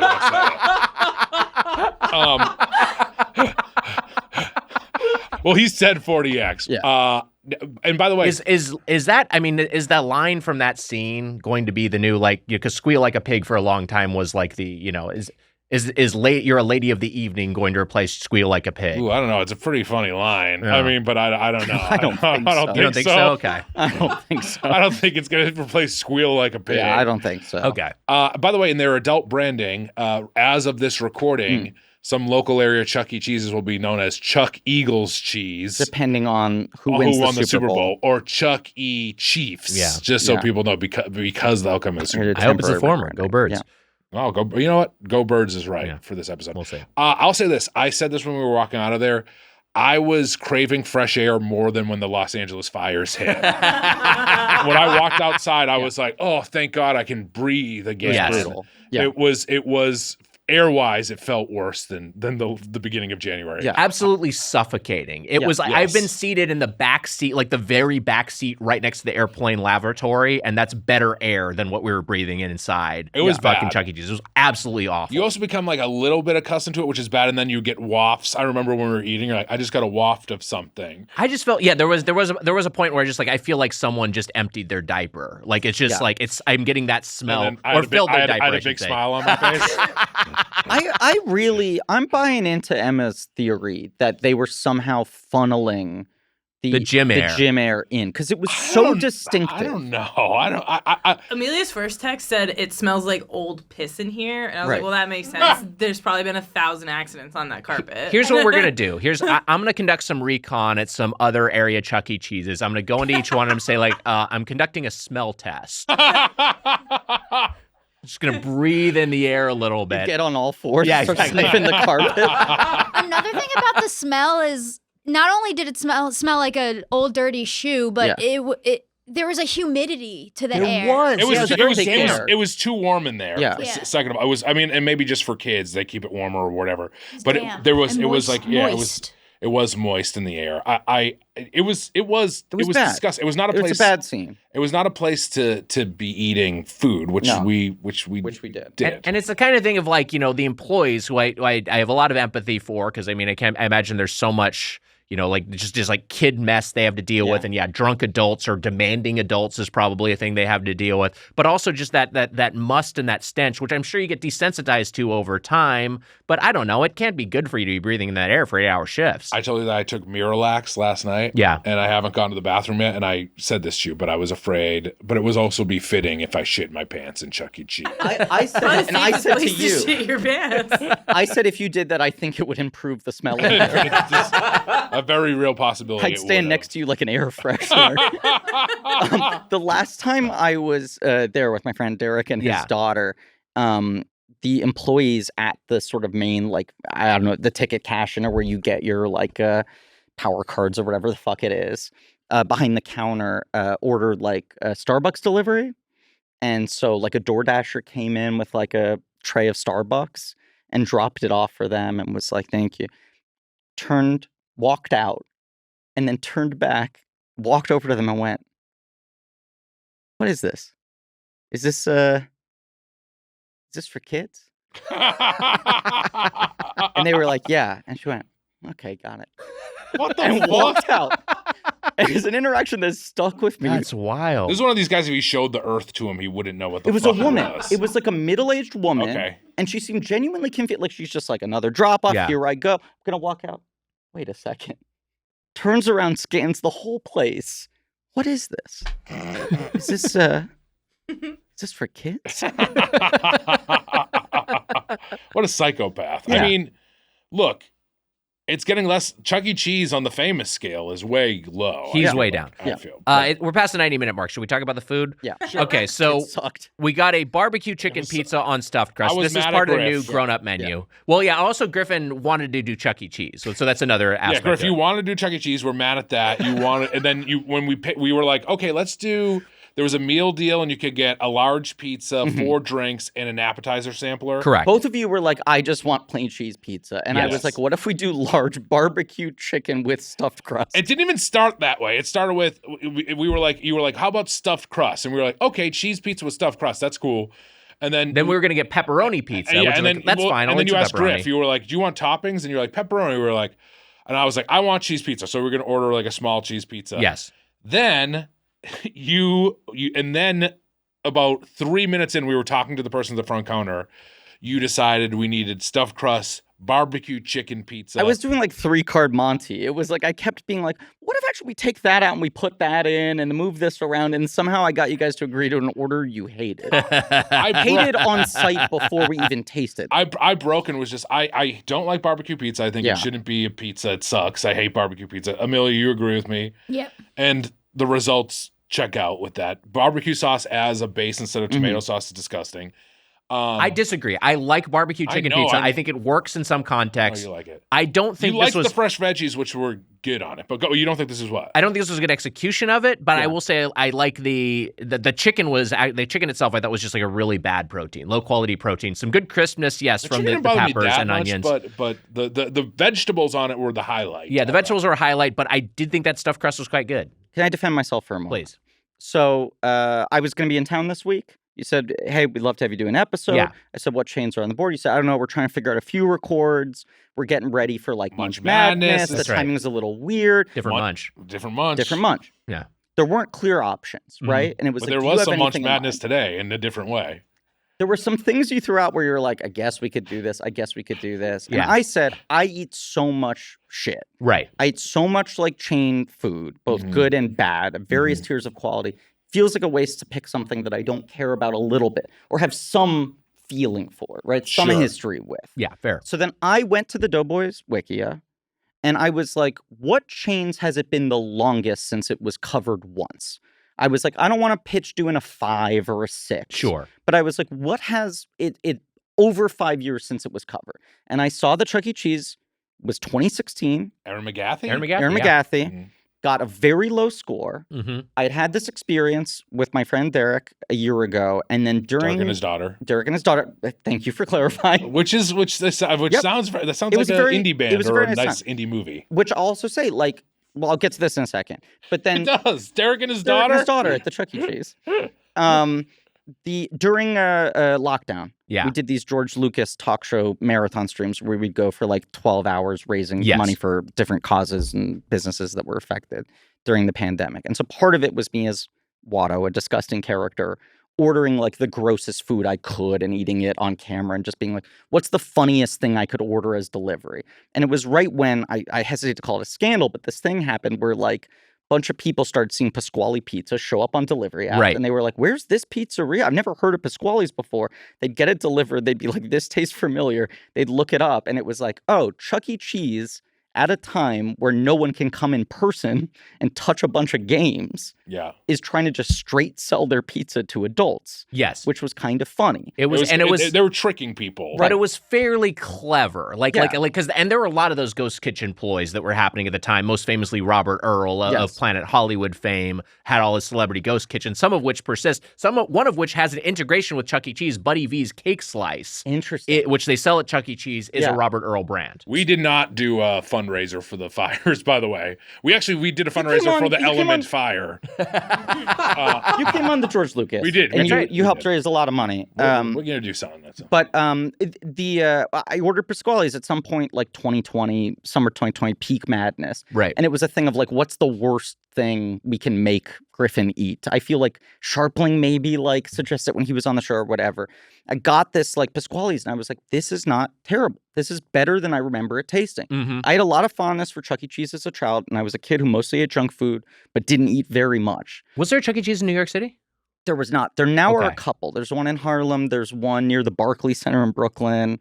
I think there's one in Queens. Okay. In my memory, there was not one within the 5 boroughs. Wait, when I was why growing me up. for the Barclay Center? Basketball. I don't know. Oh, yeah. I know. It's Barclay Center. Barclay Center. Is it for Charles Barkley? No, it's not. Barclay's the bank. Oh, Barclay. Yeah. Oh, right. Yeah. So, sorry. But when my family would go on like road trips and stuff, it was one of the most exciting elements to me of like, are we going to a place where there's a Chuck E. Cheese? Right. Barclay Center is fun. Would be funny as hell. Charles Barkley Center. I mean, he's the funniest. We said it Very before. funny. He's the funniest man in the world. Yeah, he's maybe my favorite SNL host.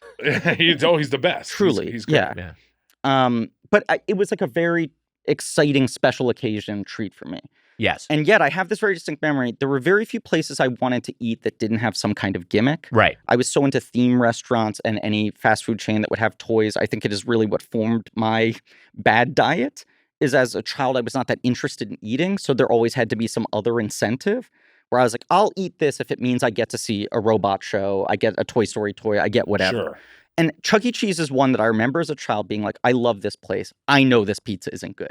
Like, even as a 5-year-old, I know this is substandard pizza. And not even coming from like a New York pizza snob perspective. Yeah. Being like, I wish this was Domino's level. Yeah. And when I got Pasqually delivered in 2020, I remember thinking, this is closer to Domino's than I remember it being. Have they stepped up their game a little bit, especially if now, in this crisis moment, they have to just sell the pizza? And then I went with Derek and his daughter last year, and I was like, hey, your wife must be really happy that I took the bullet and spared her having to go to Chuck E. Cheese. This seems like the kind of place she would hate.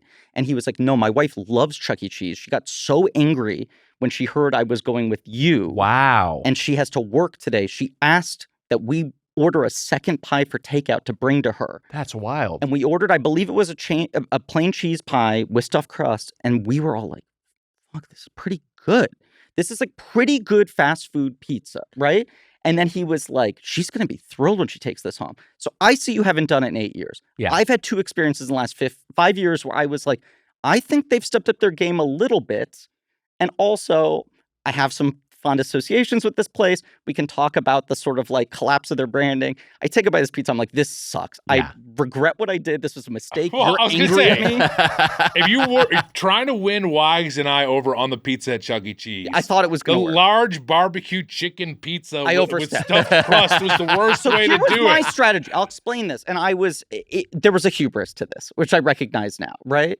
The 2 times I've enjoyed it in the last 5 years, we're getting the single most basic option possible. Right. And the one plus up that I was vouching for was the stuffed crust execution is good. I think they're maybe good at melted cheese and nothing else. I will say this. Yeah. The stuffed crust is good. I like the stuffed crust. The stuffed crust, they do a good job. I'm a bit of a stuffed crust skeptic. And like Pizza Hut stuffed crust, I don't like it. There's something about how this crust is actually still kind of like crunchy, and then you get the cheese in there. Yeah. But I said this, we ordered that pizza and I said, let's get just a cheese pizza, and we got a medium cheese pizza with it. On traditional crust, not on stuffed crust. On traditional crust. And that, I said this, was a life raft. It was a savior. Yeah. I would take bites of stuff and then I would chase it with a bite of cheese pizza. Right.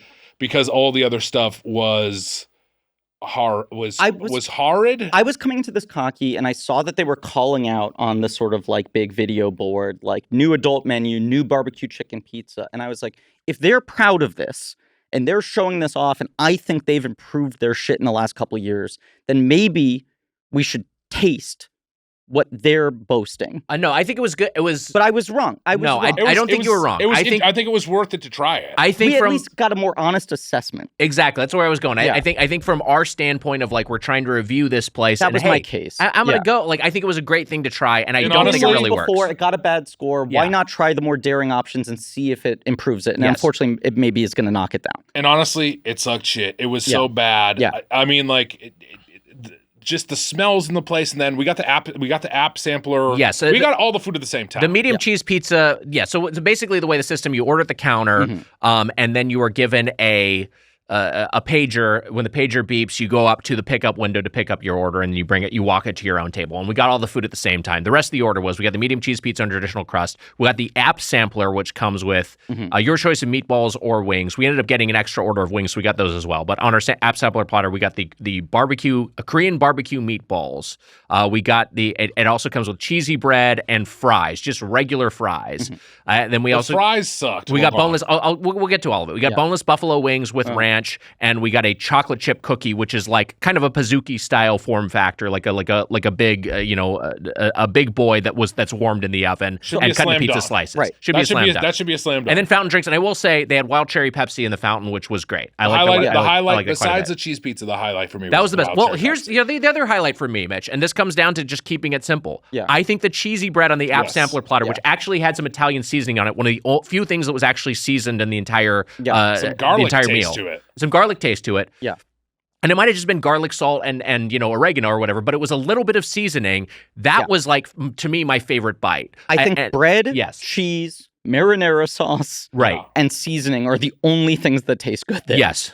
Anything that's a combination of those elements with nothing else added is at least functional. I thought the boneless wings were really bad. I thought the texture was horrible. I thought they were clearly like from frozen, and they were a little spoiler alert. We also ordered Pasqually's pizza when we got back here to see if it traveled any better than you traveled better. We got a stuffed crust, large stuffed crust. We had large cheese pizza on stuffed crust. We got bone-in buffalo wings with ranch, and then we got meatball dippers with marinara, which ended up just being meatballs. With Susser added the meatball dippers with marinara. The meatballs were revolting. They looked terrible. Were really bad. Horrible texture. Meatballs were the worst thing of both orders. Correct. Both in store and here. My first bite, the ones here were so dry. They look like cardboard. Yeah. They look like paper mache balls. Yes. Which is funny because I looked in the kitchen and there was a dune worm, and it was just they were shooting out the meatballs. So that explains why they were so dry. Shai Halud was regurgitating them. Of course they'd be extremely dry. And on the other arid wasteland. On the other side, the wings here and there so soggy.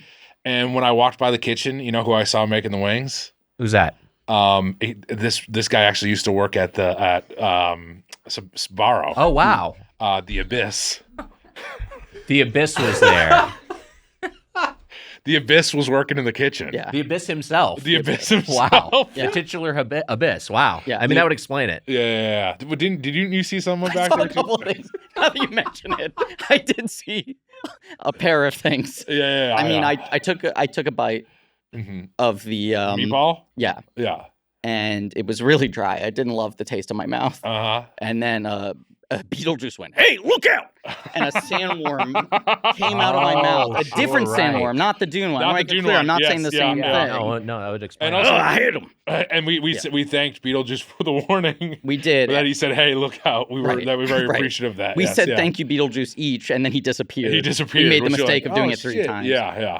But then, alternatively, when I bit into the wings, Yeah. I was like, "Who's making these?" And I looked in the back, and it was Ocean Master Orm, played by Patrick Wilson from the Aquaman franchise. Right, yeah, that would Wow. explain it. Yeah. I had, and this is weird makes because sense. we didn't And discuss. he used to work at Sbarro's. And he used to work He at used to Sbarro's. He used to work at Sbarro's. So him and the Abyss were working back there? They Oh, both were geez. working there. They both jumped over. We didn't discuss this, in advance, but I'm realizing I had a similar experience. Yeah. 'Cause Oh, I bit in that meatball, and I was like, "Oh, this is really dry. I wonder who made this." Yeah.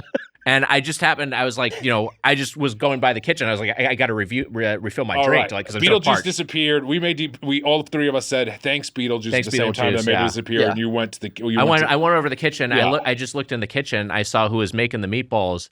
It was, of course, Pokey, the cactus enemy from the Mario franchise. That makes sense. It's one of the 10 most Dried famous desert. characters in the world. Yeah. And I was like, okay, well, that explains that at least. But like, what's going on with these wet wings? Yeah. That's what it was, right? The wings. Yeah, the wings were wet. Wings, yeah. Yeah. So what's going on with these wet wings? Yeah. And I look in there, and who's making the wings is Who's that? it's of course Darwin from the TV series Sequest, The dolphin? the talking dolphin from Sequest. Mitch, I feel like I'm just remembering something else you told me that you saw when we were there. What's this? Did you say something else? I remember you turning to me. Uh-huh. You had taken a bite of the meatballs. Yeah. Oh, it's really dry. Yeah. And then you wanted to sort of counterbalance it with the wings. Yeah. But they overdid it. And you were like, oh, so it's dripping down my face. Yeah. And you were like, who's making these? And you looked over to the kitchen. Yeah. And it was the Sandman and Hydro Man. That's right. From Spider-Man That's what it working was. together. Yeah, Thomas right. Hayden Church. 1/3 of the Sinister Six. Yeah. Right there. Yeah. Yeah. Which is funny that they're in there in the back. In the back, yeah. That is really wild. Hopefully there's not a new Sinister Six with the Abyss and the Sandworm from Beetlejuice. Also Right. the Sandworm from Doom. And also the Sandworm Darwin from from Sequest Yeah. DSV, who I realized used to work at Sbarro. That's where I Yes, knew him That's where from. you knew him from. Doom. That would be a heel turn if he was. It really would be. Yeah, no, you were right. That did I Yeah. did remember that. Yeah. Yeah, really wild. Anyway, so I took a second bite of the meatball, Yeah. and And how would you describe the texture? I would say it was extremely dry. I was like, man, this is so. Yeah. What's going on with this? Yeah. I go into the kitchen because I'm sorry, I'm not supposed to be in here, but this is so dry. I honestly worried this might be a health hazard, like someone's going to choke on this. And the employee in there goes, it's a sand person Oh from my Tatooine. A Tuscan Raider. It's a Tuscan Raider It's a from Tuscan Raider. yeah, I shouldn't say sand person. Yeah. That's a pejorative. Yeah. But yeah, it's a Tuscan Raider, and I'm like, okay, well that explains that. Yeah. And then anyway, I went back and I had some of my wings, and I was like, this is way too wet. Mhm. What's going on over here? I go back into the kitchen. I do another check, and Boss Nass is working. That makes sense. Slobbering on the wings. That makes sense. Goddamn Gungan making these wings that were so wet. I used to work at Sbarro. Yeah. I think he used to manage it. I think he's managed Sbarro. Yeah. You know what's funny? What's I that? remember taking a bite Uh, of was it meatballs? yeah. Yeah, and they were really dry. They're That's really right. Mine were dry. super dry Kinda too. like this Yeah. when I was like taking a bite, and then I took a bite of the wings, Yeah. and they were so wet. Yeah. My fingers were like dripping, and I went to the manager and I was like, "I'm sorry, I never do this, but can I go check in on the kitchen? I gotta see who's Yes, making right. these." Yeah, of course. I wanted to get permission. I They didn't were wanna super cool overstep. there. They were super They were like sure. friendly. I was like, yeah. I'm not gonna be rude. Right. I'm not a Karen. I'm not trying to like film this and post it Mhm. online. I just kind of want to know. Mm-hmm. And it was the Mummy, Ardeth Bay, Wow. and the creature from the wow. Black Lagoon. Wow. Well, that It explains was a it. mini monster mash. Yeah. Yeah. Wow. That's That's wild. And I was starstruck. And I the would be, reason I yeah. was starstruck is because I remember the creature from the Black Lagoon used to work at Sbarro's. I That's recognized right. him from there. yeah. Yeah. Yeah. Yeah. Okay. You know, It's wild.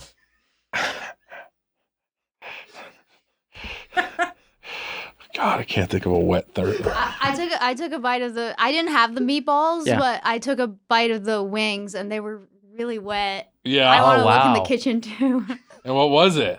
It was just it was a really wet guy just making them, and he was just covered in wet, and he was just so wet and And also, dripping. I remember the person who was making the meatballs was my ex-girlfriend. Very dry. It's very dry. Chronically dry. So I think I know the wet guy Amelia's talking about because I think he did used to work at Sparrow. yeah, That's how say, yeah, that's what That it was. sounds like the guy who used to work at Sbarro. All right, so the by the way, meatballs were. I didn't tell you guys this, but when you guys left the table to go Yeah. look into the back, I put the meatball and the wing into a shaker and I shook them up and they were perfect. Wow. So It was maybe a that little was the hack. fix. Yeah, it was the meatball was perfectly moist and the wing was now dry and perfect and crispy. Yeah. But I'll say this: we got Meatballs were horrible. we got Terrible. Wings were really bad. we got really dry. Yeah. Really wet. we got boneless wings for the app sampler, and then we got bone-in wings For here. delivery, and I yeah. said for little kids at Chuck E. Cheese, let's do, because in my mind the idea was a large cheese pizza, boneless wings. This seems like more kid stuff, and also I like that too on top of it. But the boneless wings were better than the bone-in wings. Yeah. The bone-in wings were disgusting. They were They were bad. they were hard. They were so. It was the wettest wing. Yeah. How wet were they? They were really wet. I mean, I didn't see the delivery guy, Amelia, but what was the deal with the delivery He guy? was just dripping. He was just a wet guy. Oh, he was right. just Okay. he was just another wet guy. Yeah. Okay. I actually saw him like as he was because I saw him get back into his car and it was like And I saw that, and yeah, it's like a Honda Civic, but it had a little delivery icon, like one of those things they put on the top of the car. Sure. And it was a Sparrow delivery vehicle. Oh, it was a submarine. I think it was a Mitch, it was a submarine. All right. The chocolate chip cookie, which we got. Look, the app sampler was the fries were horrible as well. They were just like really inert and really like flavorless, no seasoning. Yeah. Which maybe kids don't want them seasoned. I don't know. I feel like I wanted salty fries as a kid or seasoned fries. Really is snorting over there.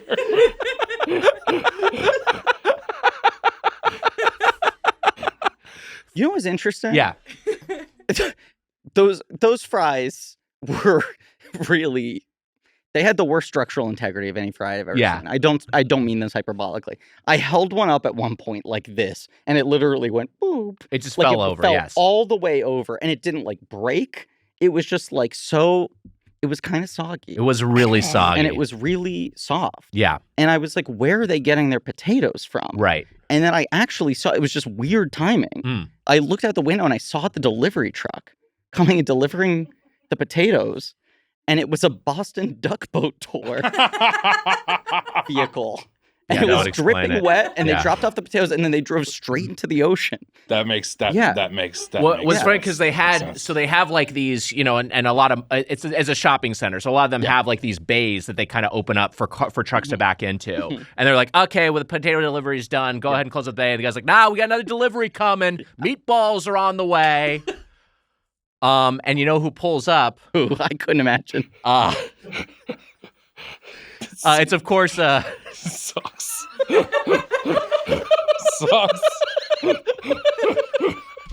Sucks. The power went out. The power went out. We're at 2 hours. Okay. Who was delivering the meatballs? Oh, right. I mean, of course, it was Muad'Dib writing a sandwich. Okay, so the chocolate chip cookie I think a kid would like this. Yeah. It was bad for what it was. pretty It was bad. bad. Yes, It tasted like a thing you get at the grocery store and make it in your oven at home. And for $10. It should be a slam dunk. I mean, I was gonna say if that was like a Pillsbury roll, Right. You take it home, you undo it, you lay it out, you put it in the oven for 5 minutes. I think it would taste better than what we just got. I am such a big Pizookie fan. Yes. And this not even attempting for anything as elevated as a Pizookie. I was like, this can't miss. And there was nothing bad about it, but you're like, this should be an automatic like basement 3-star item. Here's the thing. I know they have ice cream there because they offered, put a fucking scoop of vanilla on there. Yeah. How much is that going to cost you? Yeah. Why not? Why not do that? It doesn't make sense. I mean, it just felt so. It came out at the same time as all of our other stuff. It just that was felt, part of the issue. It just and it looked shitty. I've never seen a big cookie that looked so. It was shitty. a bad cut. Like it was poorly sliced. Yeah. I feel like Wags, remind me, because there was basically we got like a prefix, right? Yeah. That was okay. Go on. Go on. The one large pizza, the app sampler platter, 4 sodas, and the cookie were all one. The combo, the number 4 combo is a large pizza, the appetizer sampler, and 4 drinks. That was it. How much was that? I don't. Okay. I'll have to bring up a photo of the receipt. But then we added on wings and and the second smaller plain pizza. Yes, I believe. I believe it was $49 or $59. Amelia, do you remember for the combo? Jesus, it was not cheap. Yeah, that's not a good deal. Like that. It was not a good 50s. deal. Like if that was $29, I'd be like, look, it's not good, but for $29, you feed a family or whatever. You're also paying a premium for the experience. That's part of it. Although, of course, you're paying more for games on. Right. It's not like that's because I thought included. I was like, oh, how many points did we get to play games with that meal? Yeah, sure. And you were like, no, separate transaction. There was a thing that said $99.95 for 6 kids. It was a birthday, and I showed just Weiger the top of it, making a joke about it. Yeah. But I was like, $99.95 for 6 kids. When you think about it, I'm like, that's still expensive to feed 6 kids. That's like it's $15 per kid, but like it's we were just talking about this in San Francisco with Micus too. I think that he was saying that that's the case, but then when you get there, with Chankton, and each individual parent also still has to buy the Chuck E. Cheese socks for the kids because you can't bring socks from home. Yes, Chankton was bringing my goddaughter to Chuck E. Cheese, and by the way, they won't sell you those used socks.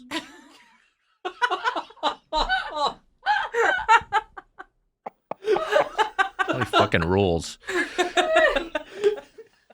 I saw you when we were ordering the combo. Yeah. You said you were like, "Is there a number 8 like a sock, a kid sock combo?"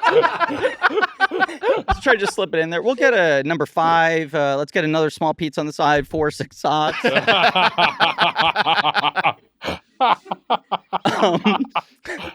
What was I gonna say? I saw they had signage that was like the Chuck E. Cheese Play Pass or something like that. Yeah. That was like $7.99 a week for unlimited games, which I was like, that's not a bad deal. But it's also like $7.99 a week rather than a month.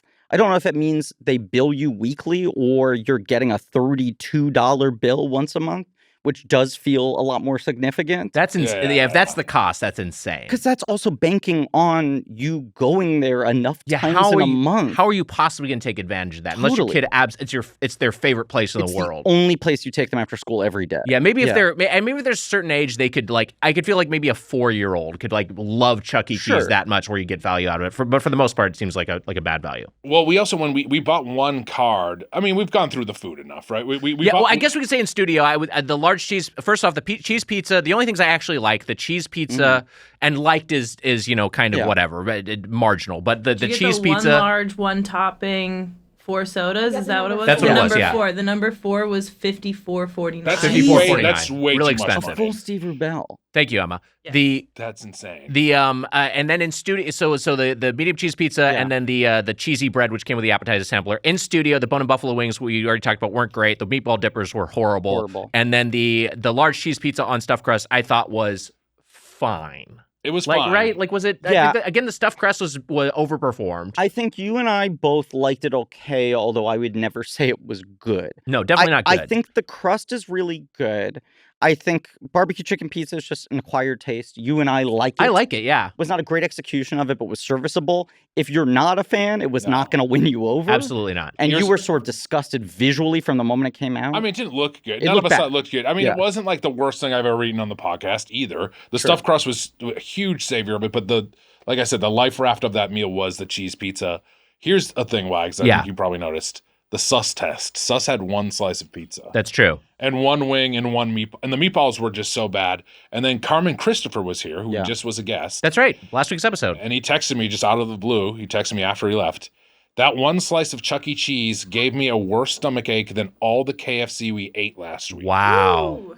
That's what he said. Pretty harsh. I mean, I don't feel good. Yeah, I don't feel good. I don't feel good. And I You never feel great. Never feel good, yeah. I felt a little like I didn't think this was going to be a platinum plater, but I feel like last time when you did it with McGathy, it like was a 1.5 or something. I remember that being pretty rough. Yeah, and my experiences these last couple of times had been like this might now be a 3-star chain. This might be a 2.5 forker or something. I was like, it might go up a little bit.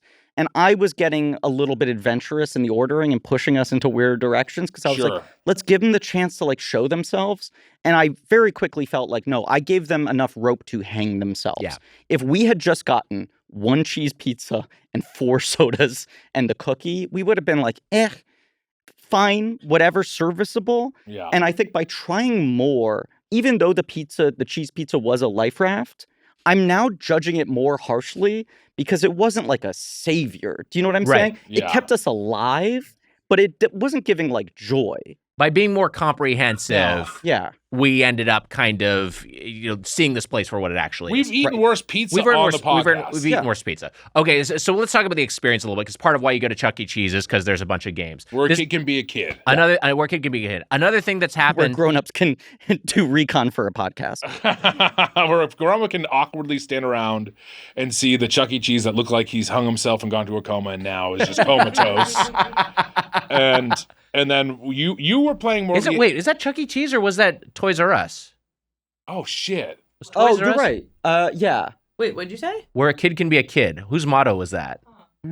I think that is because Toys R Us was I don't want to grow up. I'm a Toys R Us. I'm a Toys R Us. You're right. Okay, you nailed it. Yeah. Is it with Chuck E. Cheese's where a kid? Is that what it is? Yeah, I think that's right. Chuck E. Cheese's where a kid can be a kid. Yeah. That sounds right. Yeah. By the way, and this is the thing Amelia pointed out, a thing that I think a lot of people know, but that the E in Chuck E. Cheese stands for entertainment. Charles Entertainment Cheese. There is a bit that they do in store. There was like a thing. My middle name is entertainment. That's one of the videos that plays. Yeah. So they lean into it a little bit. And they played a Hamilton ripoff that we all thought was pretty good. It was not bad. It was not bad at all. Amelia asked, "Do you think Lin-Manuel actually wrote this?" This was insane. No, she didn't ask that. She was adamant that he did write it. Yeah. And we were like, "No, he didn't." And you were like, "Yeah, he did." And we're like, "No, he did not." It sounds exactly like a Hamilton song. It sounds exactly like a Hamilton song, but we're pretty sure. I'm almost 100% positive that he did not write. I think Chuck E. Cheese. He looks so sad. Done some work on the side. You don't know. He could have done it secretly. It's possible, but I think they probably commissioned a far less expensive, talented musician to do a simulacrum. That's usually how these things go. There was a really weird song that was called like Dino Disco. Yes, that was original. Fucking bizarre. It was a new character who was like a dino disco lady who was having a party at her apartment. There was a Karen next door who calls the cops on her. And the cops are like, I don't know, seems like a pretty fun party. And Amelia called out that it was the exact same beat as The Bad Touch. That song gets ripped off a lot, doesn't it? Me, baby, ain't nothing but dinosaur disco pizza party. Yeah, that's exactly what it was. Yeah. Right, yeah. That was it was very close to that. And then there was But that seemed to be an original song. That was an original song. There was stolen, it seems like, in some way. But then there was a Sabrina Carpenter song. Two. That were both Kid Bops. Kid Bop versions of it that was in the song. Please. Please. That says, like, a motherfucker. Yeah, and they say, I beg you, don't embarrass me. You're my mother. Which is very funny. Fun fix. But all of it, I guess I should say all of it sucked and was so all over the place. And the mouse never really did it. And it was just a TV. You guys pointed this out right when you got there. It's just 3 monitors at the front that you're just watching fucking TV on. Just looping. It's basically looping YouTube videos. I will also say for the handful of children that were there, it was not holding any of their attention. None of the kids were fixated on these screens. Played a couple commercials. That was really strange. Right. Like, I don't want to see ads. Do I have to pay for Chuck E. Premium? Fucking everything these days. You got to do an upcharge to opt out of ads. Yeah, if I want to see the full cuts of The Office, I have to pay for Chuck E. Premium? Well, I'm over here on Chuck Plus, just so I can skip the ads at Chuck E. Cheese. It's unbelievable. Let's go full circle back to this robot thing, please. though, right? Because I think more than the food, this is the fundamental failing of the place. Because, as you said, Five Nights at Freddy's is huge. It has been big for like 10 years. Gigantic IP as a video game, Right. Certainly for people much younger than me, now as movies. But there are like 20 paperback books. There are all these fucking things. Kids love this. Kids are fascinated by it, and if they could go and see hey, this is the thing that inspired Five Nights at Freddy's. Yes. Instead, their response is to rip all of that out and just try to create try to sever themselves from that. The exact 10-year arc of Five Nights at Freddy's getting bigger and bigger basically corresponds directly with every year Chuck E. Cheese being we're scaling this down. Yeah. The bigger it got, and I have a 9-year-old cousin who's really into retro shit. I think that's part of Five Nights at Freddy and Minecraft and these kids being I like games that look pixelated or things that are a little bit more 80s or whatever.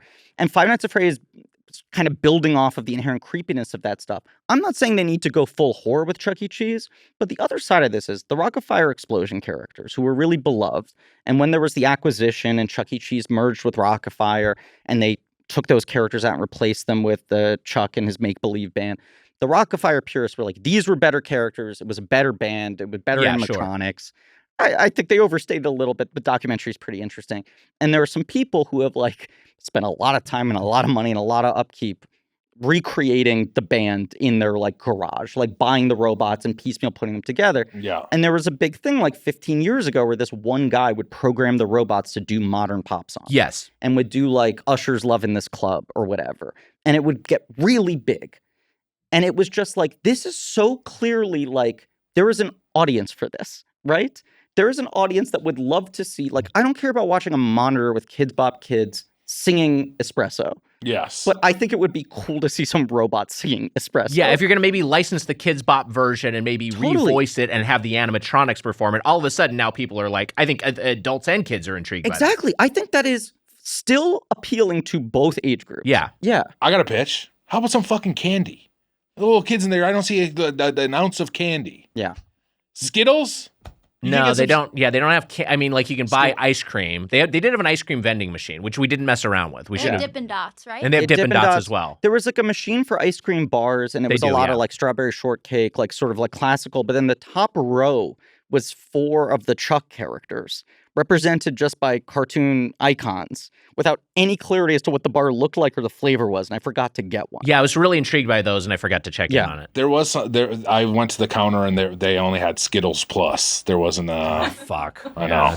Not upcharge. Yeah, not upcharge. Right. If you want regular Skittles, it's only yellow. Yeah. Skittles Plus. You have to pay Skittles Plus to get the other color. A monthly subscription to Skittles Plus. The longer cuts at the office. Yeah. There was a funny moment where, Griff, you brought your old card. You had a lot of points on there, and you played at this game. From when I went with Derek and his daughter. I need to clarify that I don't go there a lot as an adult by myself. I searched my wallet, and I was like, oh, I still have this card. I have tickets saved up on here. Yeah. So you did a coin game where you got a lot of coins, and then we were trying to figure out what prize you should get. And I was like, look at that. It's like a Chuck E. Cheese with lights around it. That's kind of cool. And I looked back at Weiger, and Weiger's just like...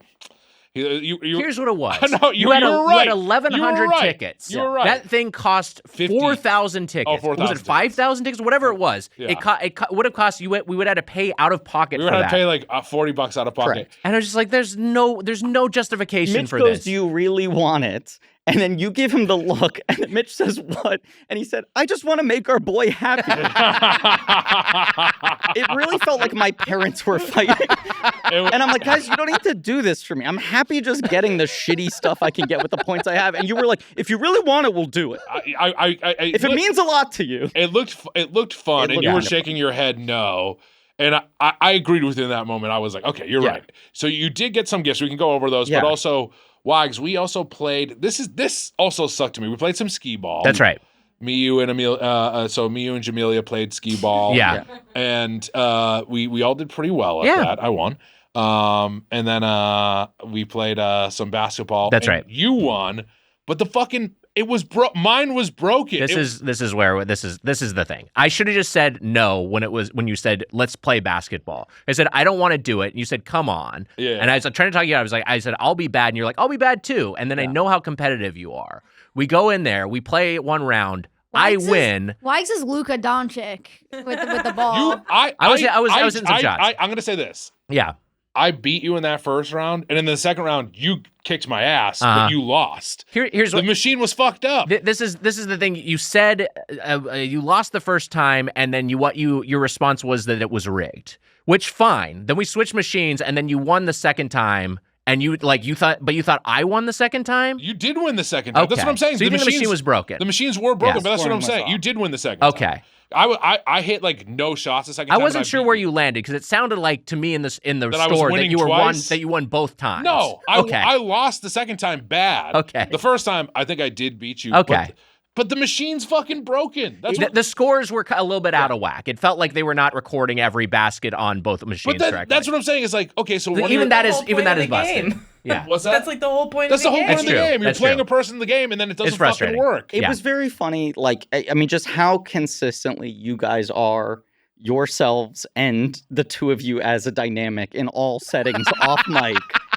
That I was like, I think we should play some games before we leave because we can't really review the experience without doing that. And you were very wisely like, I think the problem this place has that like Dave & Buster's has as well is that like a lot of these games have just become scaled up iPhone apps. Yeah, it's just a big iPhone. It's just an LCD TV that's being used as a mobile screen. It's like Fruit Ninja or whatever. Yeah, exactly. And I was like, I don't want to do any of that. And I very much on brand for myself was like, I'm going to try to play all the high ticket games, the things where you drop coins and try to hit the bonus prize or whatever. My goal was just like, can I hit a jackpot on something, win a bunch of tickets, and test what I can score? You seem to be doing well, but the ticket ROI is so It was insane. I kept thinking, at no point was I like, I killed it on this. Yes. But I kept thinking I was doing pretty good, and basically every game gave me 2 tickets in return. You guys immediately just went to anything competitive. The only games you played were ones that were head-to-head. Yes. And then Mitch is like scoring buckets, complaining in real time. That it's not working. It wasn't. Immediately after the first round, storms off, goes, it's broken. And now all the listeners are going to complain that, of course, I think it's broken because I didn't win.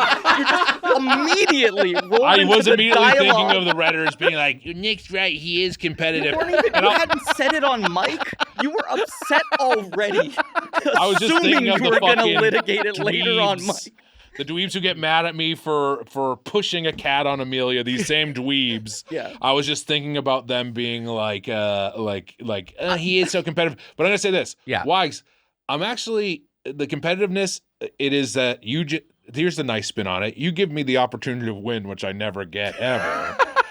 So it's nice for me. And you don't care, and it's very nice. Flip the score. It was funny, though, because I imagined you, like, in your home by yourself, stubbing your toe and being like, fucking Redditors complaining. Mitch is so clumsy, stubbing his toe. I hate those like fucking... that you immediately, anything you do in any area of life. It's like 7 guys. First off, the Reddit is good now. Yeah, the Reddit's good now. Second off, it's Love Week. It's Love It's Love Week. It's we Love love Week. it. We love the Reddit. We love the Reddit. children. We love the Reddit. And then, hey, I'd love to be doing a spirited game of Papa Shot with you. That was fun. It wasn't competitive. Yes.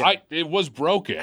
But it was all in good. Amelia did pretty well on that as well. Yeah. You were rocking the chest shot. Thank you very much. But there was no game I loved. Yeah. I felt like, as you said, the return on tickets was pretty low. Yeah. I had some points saved up from the past. And I went and they were like, you have 1,100. And I was like, that sounds like a reasonably large number. That's like a lot of tickets. I don't assume I'm getting a PS3, but I assume there's something. And immediately they're like, this corner only.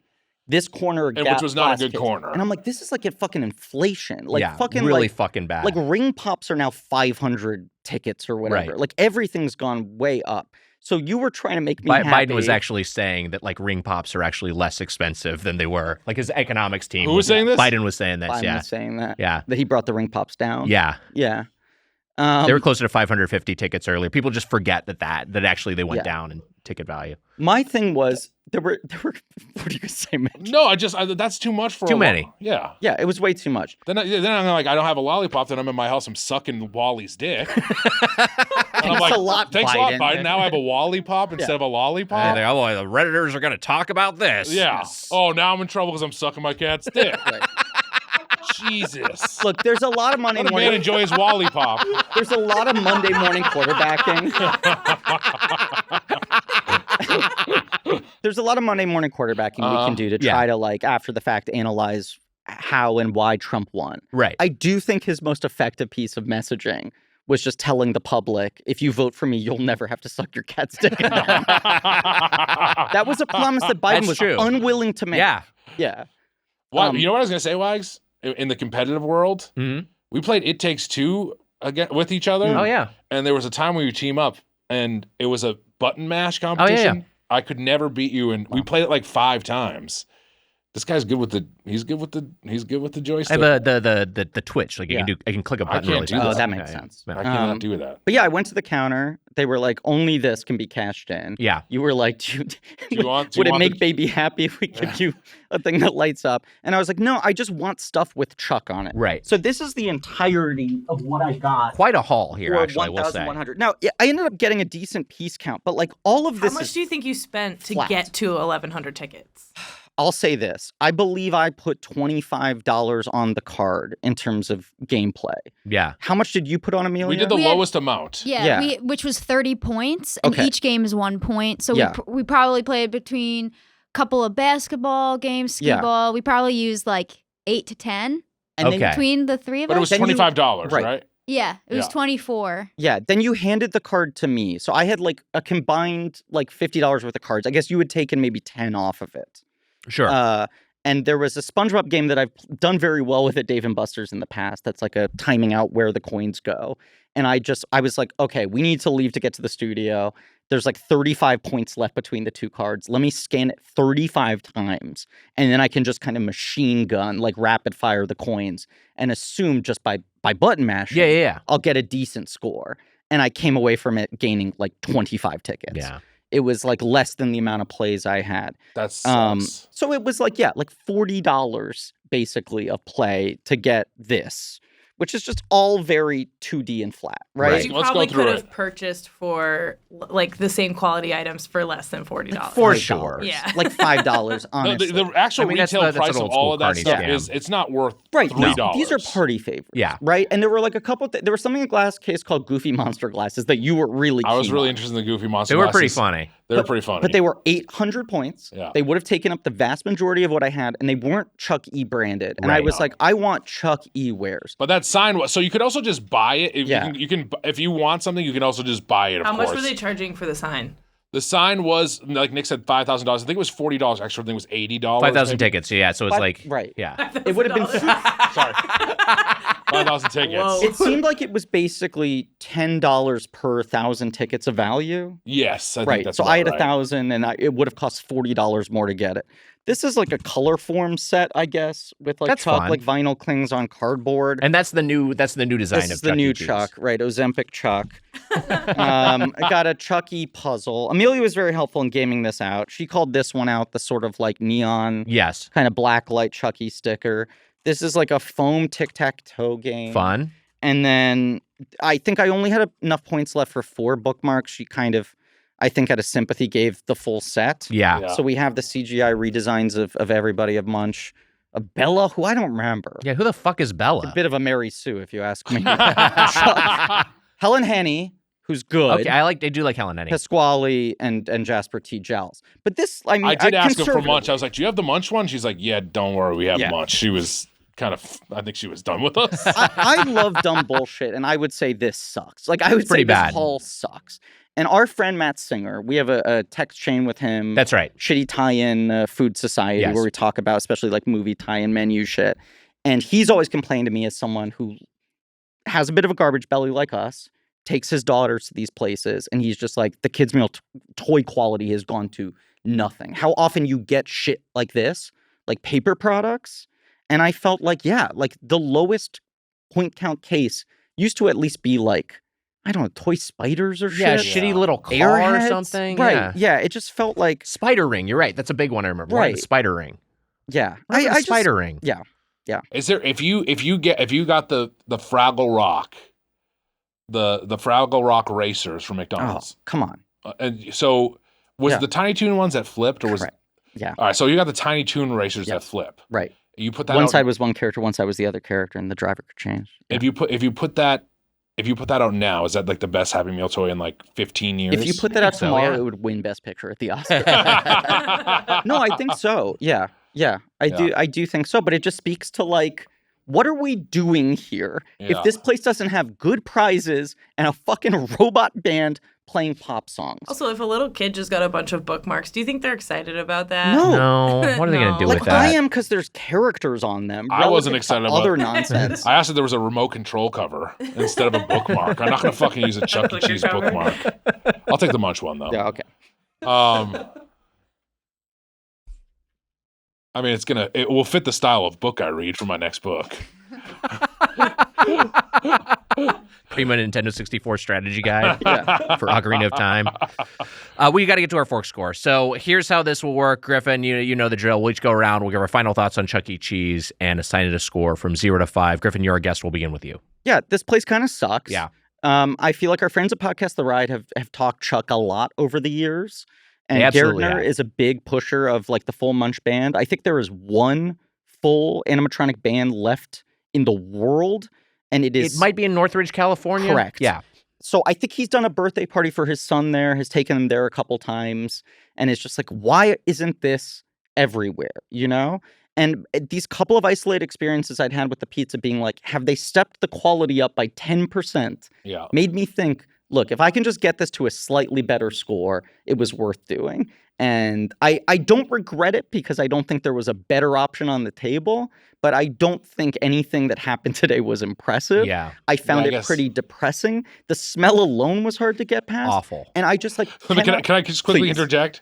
You could have had the first episode of our Munch Madness tournament, which is the 10-year anniversary Munch Madness tournament. That's true. That where was offered. every winner goes against each other, or we could have done the diaper shop, which we did instead. That's what you chose. It was a little... Look, Wags was like, well, we don't have great restaurant options. We could do the first Munch Madness with you, but it's a little ahead of schedule, so it might be tough to figure out what it was. Yeah. And I just kind of felt like maybe Chuck E. Cheese could be a sleeper surprise. But I think, like even if we had gone with the simpler order and just gotten the cheese pizza and it had ended up at like 2.5 forks or whatever, I'd still be disappointed by the entertainment and the games and the smell and the inflation on the tickets. And I'm just like, second Five Nights at Freddy's movie's coming out later this year. Yes. What the fuck are they doing? How do you not lean into like, this? In our text chain with Singer, we were trying to predict which chains we think are going to do tie-ins with movies this year, and then you wrote a great piece about that. Yeah. And one of the endpoints of the piece was just like, if Chuck E. Cheese doesn't fucking own this, like, just go like, you know what, we're leaning into this in some way, then they should die. Like, they should go out of business. Yeah. Yeah. What's your fork score? Fork score. I have a lot of nostalgia for this place. Yeah. I'm like, cheese pizza and soda alone, I think I would have given it like 2.5. But then I'm like, the smell, the quality of the games, the show, I'd like knock it down to a 2. And then some of the other items were so bad, were like total like 1 fork shit. Yeah. I think You can be, it's okay if you like it more than us too. Yeah. I'm going to say this. The experience we had today was a 1.5 at best. Wow. I'm going to fold an experience I had in a year ago and say I even it out to past experiences count. Yeah. I'm going to give it a 1.75. Wow, 1 fork 3 times. I wanted to do 2 and I couldn't get there. Yeah. I wouldn't let myself say it. Shout out to Father Tyne, Matt Selman. Father integrated tines into our system. 1.75 forks. Mitch, what say you? Jemmy, by the way, stood up and she told me that she was upset that we said son is more famous than dog. She still is upset about that from earlier on in the episode. We'll talk about that off pod. Sorry. I think she was upset that you said you sucked Wally's dick. I've never sucked Wally's dick. It's a comedy show. Yeah, it's a comedy show. Man, this is Chuck E. Cheese. Well, first of all, we were up at the front. Nick and I were up at the front. And we were like, do you think we should get a cheese pizza? Like, should we do it? And then a lady came up to us and was like, this isn't Comet Ping Pong, by the way. And we're like, okay, good. That's good to know. Chucky, look, I have nostalgia. We did keep asking for directions to the basement. Go on. It is on the second floor, which is also kind of, I guess it's better than being in the dungeon of the mall, which would be dark and grim.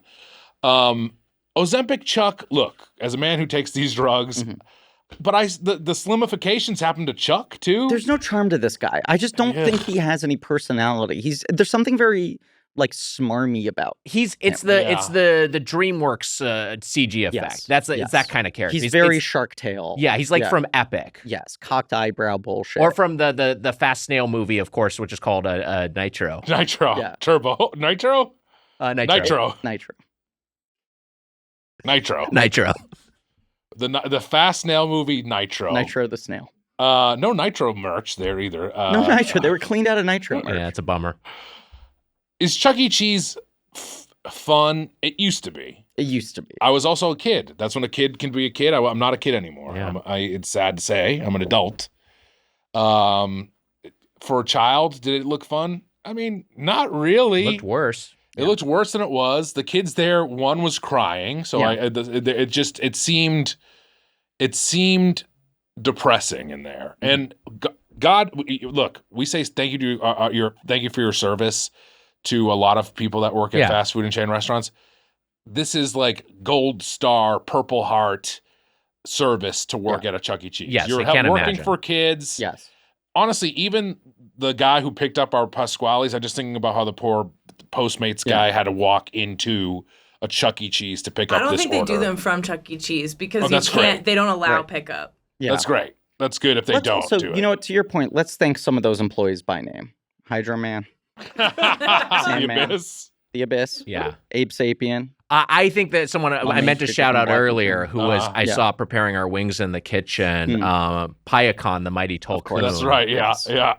And Payakon, of course, said these are coming fresh from my home planet of Pandora. Yes. Yeah. Right? Yes. I think the delivery.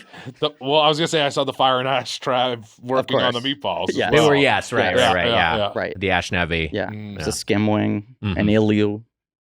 Payakon also worked at Sparrow. Oh, that's right. So anyway, Griff, what were you going to say? Tanawari.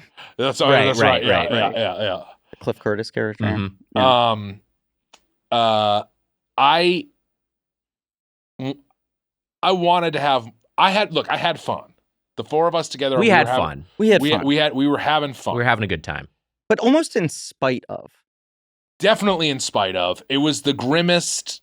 It was the most grim experience in Doughboys. Yeah. I mean, we haven't gone to like what's that? I feel really confident about my decision to not go. You were smart not to go. It was a great move not to go. Yeah. Outside of we like a grimace experience. We do like a grimace experience, not a grim. Not a grimace experience. Yeah. Outside of us reviewing funerals, I can't think of anything that's like worse. Can you? I mean, but Mitch, funerals tend to have pretty good food. They would have better. They would have a good spread. And a lot of times there's celebration of someone who's lived a nice long life. Versus this being like a living funeral for Chuck. Yes. Right. You know? Yeah. Like, is he still alive? He's on display. The eyes are moving, but no one's home. Yeah. The cheese pizza was a life raft. Mm-hmm. It was just, for me, it was a miserable experience. And also, if I was an adult bringing my kid there, I'd be like, this sucks. I would want to get my kid out of there faster than I would want to stay. And I know maybe if the kid loved it, but I don't know. I also I made this point to Wags earlier. Yeah. My little 9-year-old cousin loves Dave & Buster's. I take him to go see movies. He wants to go to Dave & Buster's all the time.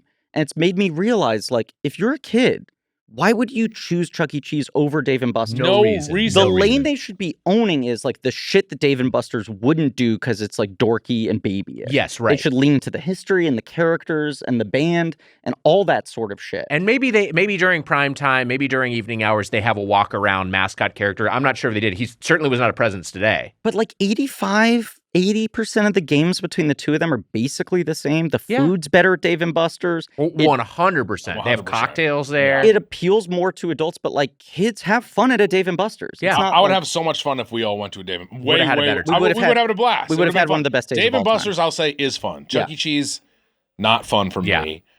It's hard for me to. It's hard, man. I'm going half fork. Half a fork. Yeah. So for it's one of the, it's up there with Caro's, right? I mean, like, this it was really bad. It was really bad food. So Mitch, your score has actually gone up because I believe last time you gave it a negative fork.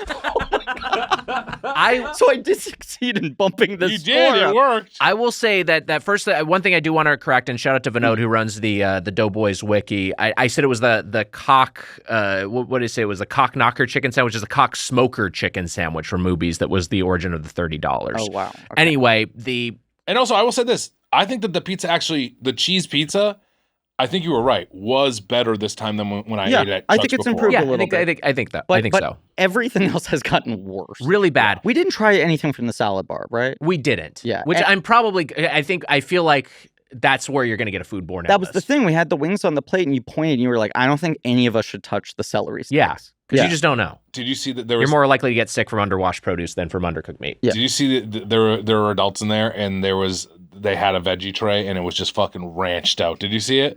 It was the most ranch I've ever seen on a plate. Wow. It was. I kind of loved it. So the Pasqually's pizza was comparable to the pizza we had in restaurant. I'm not sure if we learned much from that exercise outside of it just traveling and basically being the same. Yeah. Susser, as he was leaving, flashed 2 fingers at me to let me know, not peace, but that he's giving 2 forks to the Pasqually's experience in the studio. Wow. So he is going higher than us. He's going higher than us, but the thing he missed... just in getting it on its not being there. That's the thing. The thing he missed is the experiential side. And what I will compare this to, Mitch, is Pirate's Dinner Adventure, where Pirate's Dinner Adventure, the food was execrable. In fact, I'd say the food was maybe worse than the food at Chuck E. Cheese's. Yeah. I think it was just so fucking bad. But there was nothing that I liked. Fun. But the show was awesome, and the atmosphere was great, and there were cocktails, and it I didn't feel uncomfortable or creepy by my presence, even though it was something targeted for children. I was creeped out by you. And you kept asking for socks there. This place... Yeah, you had to... The fact that you had to buy... Chankton said you had to buy your kids socks when you go. They're just like looking for upcharges everywhere, like fucking everything these days. Yeah. Every single place. Like, how do we get every single dime out of everybody? More it's expensive horrible. for worse service. Exactly. Absolutely Worse everything. product. It's all just eroding. Yeah. It's all just getting shittier. Amelia, Chucky what would be plus. your fork score for this experience? Oh man, it was a really bleak experience. Yeah, it was really bad. It felt like I was in the back rooms. And it almost felt like it was... Is that the internet thing where it's... Yeah. Yes, yeah, all right, yeah. It felt haunted. Yeah, it did. It really, the vibes Creepy. were putrid in there. It unintentionally feels like a Five Nights at Freddy's. Does. Yeah. Without owning any of the kind of like shine of that. Yeah. I would give it half a star. You'd give it half a star, and we'd do Half forks. a star. Oh, wow. We do forks. By the way, Amelia is currently wearing a 5-fork sweatshirt. All right, Amelia. I admire it. I mean, it's very funny. Amelia, can you give the online theory that you told us about, and then we thought that it maybe happened with the Pasqually's pizza? Oh, yeah. There's a conspiracy theory online that Chuck E. Cheese takes old slices of pizza and puts them together to form a full pie out of it, and that's why a lot of the time the slices look so hodgepodge. The puzzle pieces don't fit together. Yeah. Which wasn't the case at Chuck E. Cheese's, but was the case when we got Pasqually's delivered. Yeah, I mean, like, I understand where the thinking comes from. I'd buy that more if there was an in-store pizza buffet, because then we'd have a source of it. Which but my memory is they used to have it. And maybe they still have it at some locations. And hey, maybe the Ghost Kitchen one we got delivered from does have that. Yeah. Although I think Emma's right. I think they're made at off-site kitchens. I don't think they're actually made in-store anymore. But it was weird where you're just like, I don't even understand how the pizza becomes this asymmetrical. Yes, yeah. Yeah. Weird. I don't know. I think it's just they probably just can make everything so cheaply now that it's not even worth the trouble to do that. But I would say overall, I was just extremely uncomfortable. I hated being there. It was awful. It smelled so bad. I felt really uncomfortable. The food was pretty awful. I'm sorry. No, I had a great time. Like I liked being with my friends. Me too. I like that part too. But I like that. But the Wonderful overall, morning. like, just being inside a stench coffin, as an adult without children, like in a place that place that is designed for families, a place that is designed for like, hey, you know what? The parents will find a way to occupy themselves, maybe by just having an Amstel Light just to numb the pain while their kids run around and do some bullshit. Like, that's the reason this place exists. Yeah. Any sort of novelty that could exist for our generation, like the animatronics, has been completely neutered, has been almost completely excised, in some cases just fully removed from these locations. So it just has no charm anymore. And so what you're left with is a restaurant that smells horrible, where the food sucks, and where there's nothing to do. For me, if that's not a one-fork experience, I don't know what it is. This is a one-forker. And I think, Mitch, we had a thing that that I actually found out about, again, was reminded of when I looked at the movies wiki. We had the Broken Plate Club, which is for things that got underneath, average under one fork or one fork or less. We also I think we had the Toilet Club at a certain point. What the fuck was it? Porcelain Club? Porcelain Club, yes. We got to standardize what it is. Whatever it is. Broken Plate Club's pretty good. All right, so I think we're bringing back the Broken Plate Club. I think canonically Chuck E. Cheese belongs in the Broken Plate Club because I don't think this place has anything to offer for somebody who doesn't have young children who are easily entertained. and if you have young children, they're better options. They're better options. Yes. It makes me a sad. Disappointing experience. As a place that I like the idea of it. I used to like it. Yeah. It makes me sad to say it's in the Broken Plate Club. Yeah. But there's no denying it. And there's no denying it's worse than it was. Even if the pizza's a little better than it was like 6 years ago or whatever, it's like holistically this place is worse than it's ever been. Yes. And I also think it's telling that Sus went higher than any of us who were there in person. Right. While also admitting the pizza wasn't good. And part of that I feel like is him adjusting in his mind, like on a curve. Well, I didn't get the complete experience. I guess if you were there amidst the fun, it'd be like a 2. And those of us who went were like, the experience made us like the pizza less. 100%. Yeah, right. Absolutely. He should have eaten his slice in the Headgum bathroom with me taking a shit as he ate it. That's the only way that it would be close. And Weiger just like button mashing a cell phone game. That is the equivalent, right? I mean, that's not that crazy. It's not that far Let's just say it. I don't know. I have not accompanied you guys to many meals, but I've listened to every episode of this show. Mm-hmm. I don't know if I've ever heard you describe an impediment to the enjoyment of a meal as bad and sort of like all-consuming as the stench of this place. Yeah. There was no way to get past that. There was as soon as you walked in. The notion of like you walk in and you're like, I'm gonna have to eat stuff. Yes. I'm gonna have to touch food and put it in my mouth here. It was like going into a bathroom that smells bad and you want to get out of there quick. And you're stuck there. That's what it was like. That's what it's like. Yeah. It's disgusting. It's disgusting.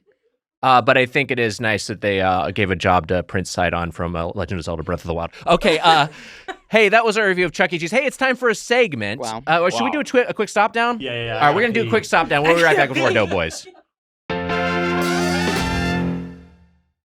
Wags, I want to tell you about something. What's that?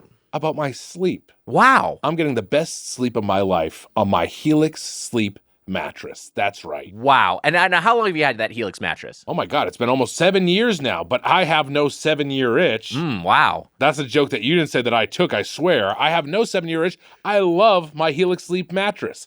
I like to sleep on it. Wally and Irma like to sleep on it. Yeah. When my mom comes to town, I say, Mother, I'll take the couch, you take the bed, because that's the nice boy that I am, and she loves it. Anyone who slept on that mattress loves the Helix sleep mattress. Yeah, I know the Helix mattress has been an upgrade from your old thing you were sleeping on, but what were the specific sleep issues that your Helix mattress helped address? Well, Wise, I was sleeping on a cement block before. This thing is like a cloud. Wow. It's nice and comfy. I feel comfortable, but it's not too soft where I feel like I'm sinking into the bed. It's the perfect level for me. I know you've been getting restful sleep lately, and I know I've seen your sleep scores. You're getting a good night's sleep. And you know what, Wags? It was easy to do because I got matched up with the perfect mattress with the Helix Sleep Quiz. That's right. You just take the Helix Sleep Quiz. They'll match you up with the perfect mattress. For me, it was the Moonlight Luxe mattress. I love it. Like I said, it's like being on a cloud, a supportive cloud. Hey, that's one quiz you aced. Get 27% off site-wide, plus 2 free Dream Pillows with any mattress purchase. Plus, get a free bedding bundle, 2 Dream Pillows, sheet set, and mattress protector with any Luxe or Elite mattress order. Wow. Go to helixsleep.com/doughboys. That's helixsleep.com/doughboys. Do it. And sleep tight, our little listeners. Nighty-night. Nighty-night. Hey, buddy, we're back. It's time for a segment, and since it's Love Week, we thought we'd bring it back and make this into an annual tradition. It's time for another edition of the Chewlywed Game. Wow. Okay, so here's how this will work. Mitch, you and I will be paired as a team against Griffin and his surprise partner live from New York, Blank Check co-host David Sims. Wow. Oh, my God. As I put on my There headphones. we go. God. Hi, David. Simsy. Hi, guys. How you doing? Thanks so much for making time for us. Of course, we are about an hour later than we said we'd be. Please. One day I will share the text Amelia has been sending me of like, hey, it's going to be like 7. Okay, like 7:15 just on and on. A full hour and a half late. So sorry. It's 8:30 now your time. That's right. Wow, live from New York. I love this. Yeah. Mm-hmm. Musical guest, Ben Hosley. Sims, any NBA trade deadline thoughts? This episode will be out in a week, but we're recording this basically the day of the trade deadline. I shared a bunch, so I don't know what there's left for you to say. Jimmy Butler to the Warriors looks Jimmy like? Butler to the Warriors. We just found out. How fun is that? I wanted Durant to go to the Warriors because I want the Warriors to become like the over 35 Legends team. Right, just like it's like a roadshow tour. I think I've expressed this out to you, Nick. And Butler, it's fine. They'll be a little more fun. I don't care about the Warriors. Yeah, man. I'm intrigued by the weird Bucks trade. That was awful. Like, but what's going on there? It's at least it's something. It's a fun deadline. It's been a weird season, so it's a fun deadline. The Luka thing is weird. Luka thing's bizarre. You got to be happy about your Knicks in general, though. What a fun team. I'm happy about them. Okay. No, I am. I don't know what to do about like a good vibes Knicks team that's just kind of rolling. Like where I'm just sort of like, well then, okay, well when will the hammer fall? I just am waiting. Right. If Charlie Brown the misery gets the red-haired girl, the little red-haired girl, then does anyone still want to read the strip? You know? That's 100%. Yeah. I mean, I really want to read that strip. It's disgusting. I forgot that they're children. I forgot they're kids. David, what did you make for dinner? I can't believe you'd say something disgusting on the Chuck E. Cheese episode. Sorry, Charlie Brown Rule 34.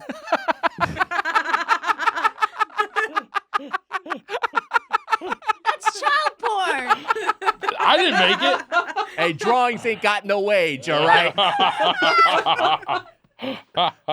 I made the chili crisp fettuccine Alfredo from the New York Times. Make it all the time. Takes like 20 minutes to make. How Highly fun is recommend. that? Wow. How many? A fast meal. How many people did you make it for? Me and my wife. Just the two. Oh, so you had one half portion. My daughter ate 6 spoonfuls of hummus for dinner. So fun. What do you think of that? I love it. Sounds like quite a meal. How is this? It's a quick dinner. You're saying it's very quick. Yeah, it's like 20 minutes. It's on the Times. It's one of their like most popular recipes. I do. It is good. Will you forward to me and also will you forward me that recipe? And also will you forward me your New York Times login information as well? I have a Post login, New York Post login, but I don't have the Times login. Of course. Yeah. Just to comment, just for the comment. Yeah, Mitch wants to catch up on David Brooks' columns as well. So yeah. Okay, let's Amelia, you're gonna run this. All right, hit it, Emma. Pre-recorded from Silver Lake, it's the Chewlywed Game. I'm your host, Amelia Marino, and now let's meet our contestants for today. Couple number 1, friends for 12 years and co-hosts on Blake Check for 10. We have Griffin Newman and David Sims. Wow. Couple number 2, friends for 19 years and co-hosts on Doughboys for 10. We have Nick Weiger and Mike Mitchell. Hey, buddy. Wow. 19 years. That doesn't sound right. It's a long time. Is it not right? No, I think it is right. Oh. It's just like that Does sounds 1 year sound right, hopefully? Our Chewlyweds might be in for a surprise when they find out how much they do or do not know each other. Now for the rules. I'll ask a round of questions about your partner. It's important that you answer the questions as you predict your partner will answer that same question. For example, if I ask Mitch and Griffin, what's your partner's favorite pizza topping? They'll write down on the whiteboard that I have here what they think Nick and David's favorite pizza topping is. Nick and David will write down on these their own favorite pizza topping, and we'll turn around the boards. If the answer matches the prediction, you get a point. Each point brings you closer to the grand prize of nothing. Wow. Nothing. All right, let's start. I'll hand off the board. I was a little worried because this episode's already going long, but thankfully we have a nice tight segment. So we got boards, huh? This is fancy. Yeah, how about this? But only 2 markers. You guys have to share markers. Thank you. Okay. Here, we'll do. Yeah. Did we buy these for the Chewlywed Game? Yeah. Yeah, last time we did it. Wow. Oh, these are from last time we did it? They've Wow. been in the storage room for over a year. I like Nick, the Warriors extended Butler. They gave him 2 years, 121 mil. It's crazy. Desperate. Yeah, that really does seem desperate. Oh, I'm holding the board in front of my mic. Probably not a good move. All right, let's keep this it's tight. It's kind of naturally going to be in front of your mic. That's pretty good. Hey, you know what? I love you, Wags. I love you too, buddy. All right, question number 1. This is for Mitch and Griffin. What is your partner's go-to movie snack? So we don't have to leave the room for this. No. Okay, got it. Okay. Why? So you're Wait, guessing... I'm sorry. Say it one more time. We're guessing for who's guessing? I'm asking Mitch and Griffin. Okay. What is your partner's go-to movie snack? Okay, so I'm guessing you'll write David. down David's. Yeah. Go ahead.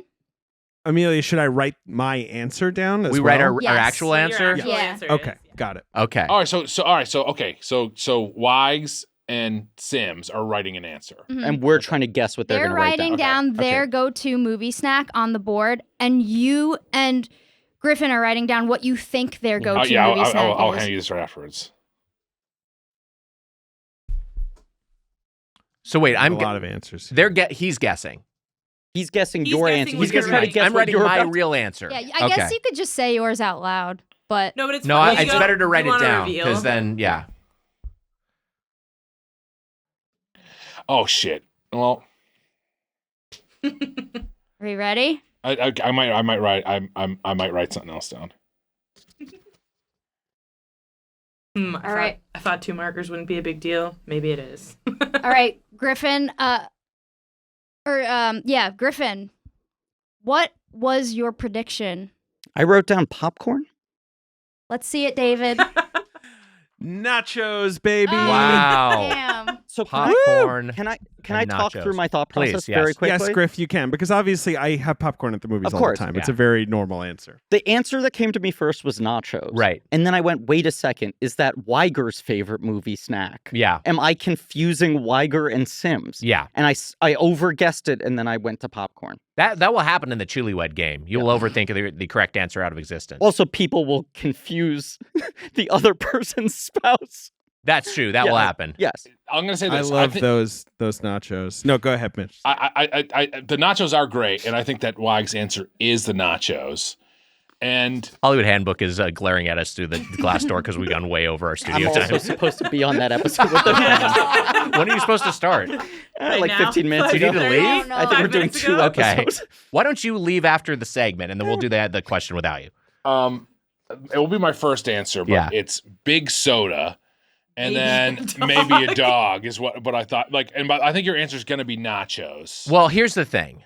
I didn't realize that drinks were on the table because if they were, I would have written big soda. But instead, I went with what I usually get, which is nothing. That is insane. I mean, that is honestly, That's the Nick answer. But that's why I said big soda because I was like, he doesn't. I don't really usually get have a food. snack. I sometimes will have nachos. I thought about writing nachos, but I think that's a good guess match.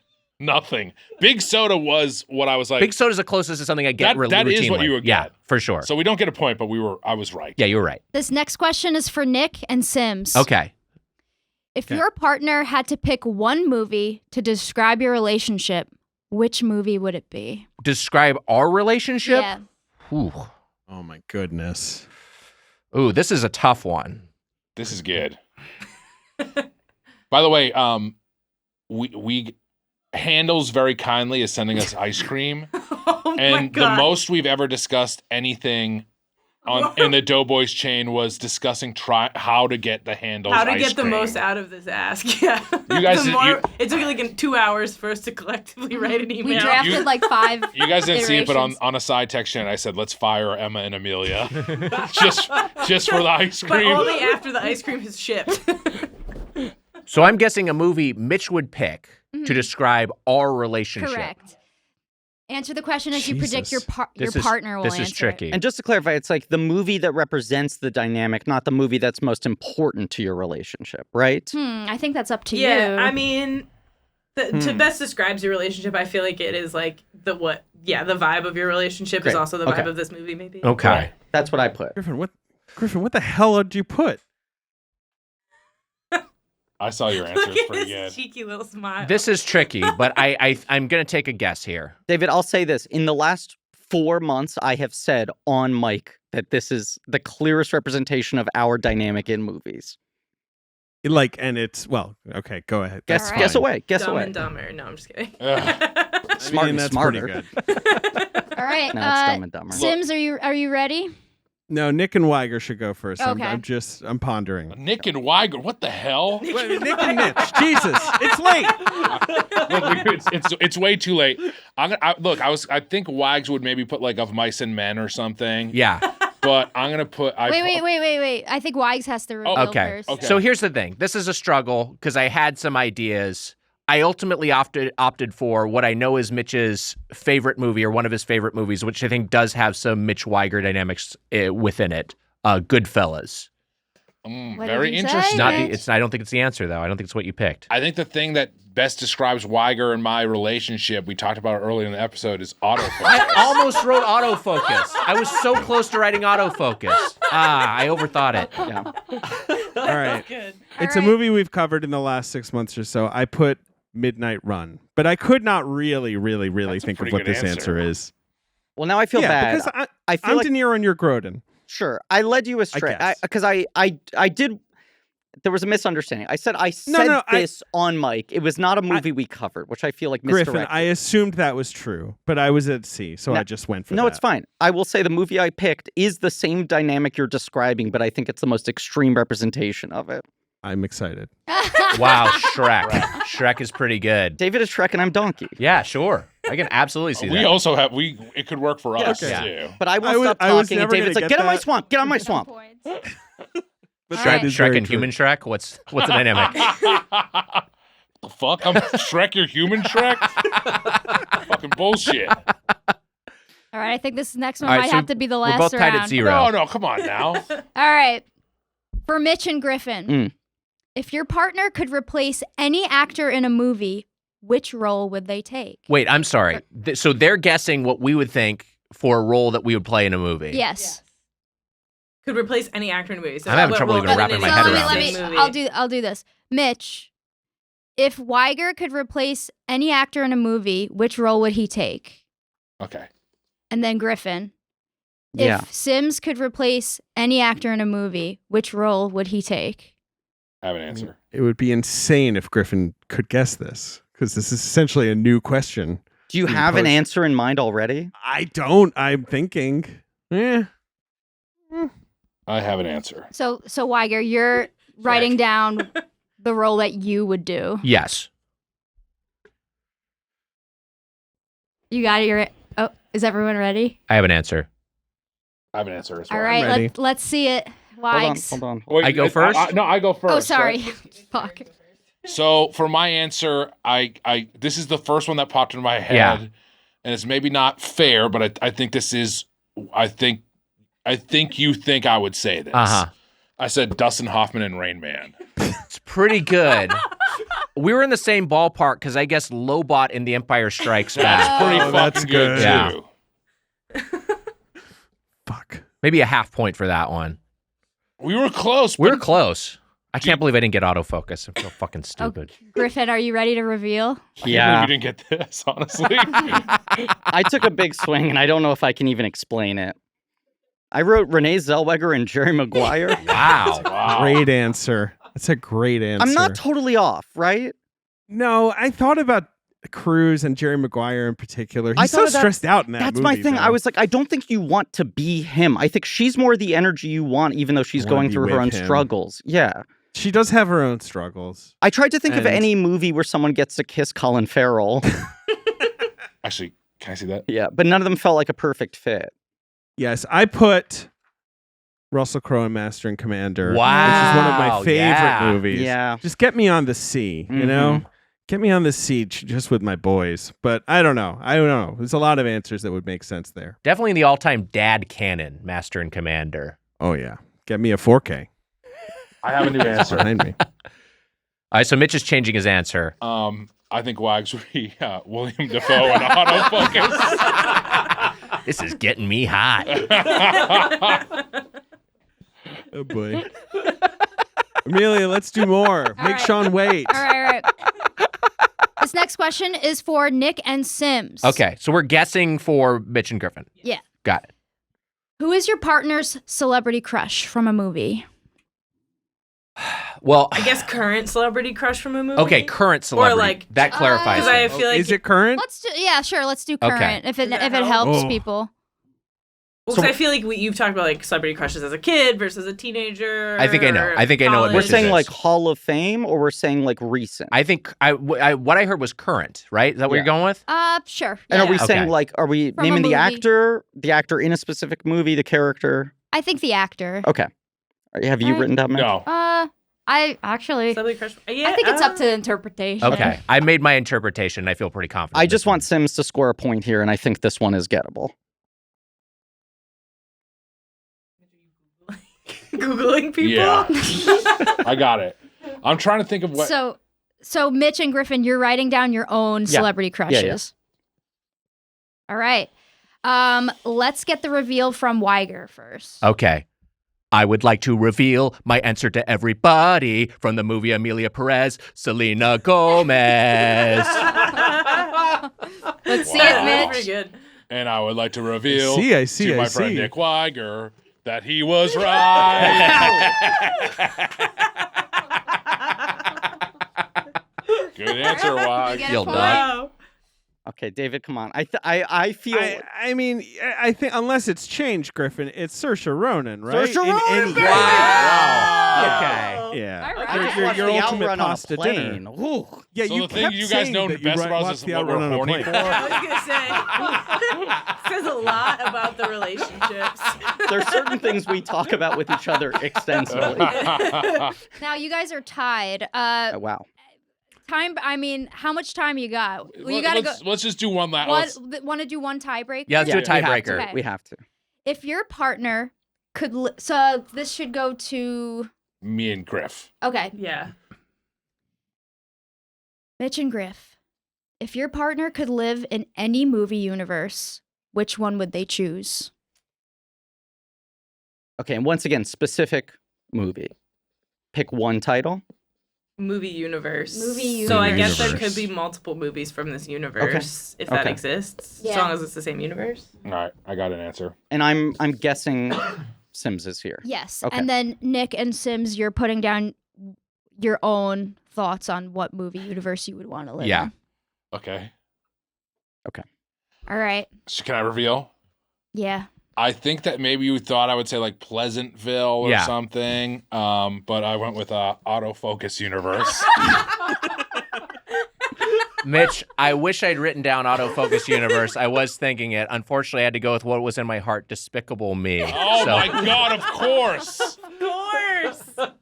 My guess was that we were gonna pick Avatar. I thought about Avatar as well, but then I thought that I thought Mitch might overthink it and not put an Avatar. All right. Should have just gone with autofocus. It's always autofocus. Griff. You're I up. mean, I might have been a little sneaky here and going pretty broad in the tent I pitched. But I wrote down Studio Ghibli. Oh wow, Ooh. That's a Great good answer. Oh yeah, give me that food. Yeah, I wrote Jesus. down The Matrix. Plug me in, baby. Oh, Get wow. me out of this Pretty good. reality. It was one or the other. It had to be one or the Yeah. other. Fuck, we gotta do a double Yeah, yeah, yeah. tiebreaker. What's Okay. the next question? Oh no, we got to do more. All right. All right. I do this one. Yeah, I was gonna say that's a good one. All right. This one's for Nick and Sims. Okay. Rank the Star Wars movies in order of your partner's favorite to least favorite. All nine? Okay. All nine canonical movies? Or are we including... Should I pick a shorter question? Maybe you pick your partner's top 3. There you go. No, that's a that's good way too to easy. do it. Too easy. I Top say all 5? 9. Okay, all nine. So we're not I ranking think all the nine- spin-offs. We're not ranking Solo. We're Just not the ranking Rogue One. classics. Okay, got And it. then the closest wins. That's how's that? Just Skywalker Saga? Okay. All 9. The Skywalker Saga, yeah, one. Yeah. I regret picking the most complicated question for this So last Mitch, one. you need to be writing yours down. I will as Okay. soon as. Oh yeah, you don't have a marker. That's right.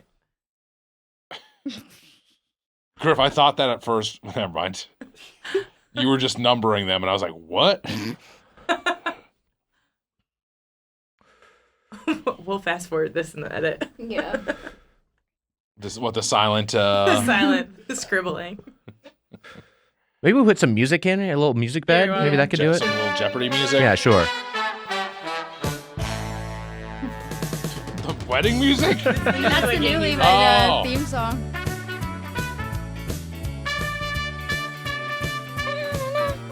This is insane the way this is being written out. This will take me 30 seconds. I'm just going to put the numbers. I should have just put the numbers down, but I started committed to writing out titles. Griffith's changing his mind.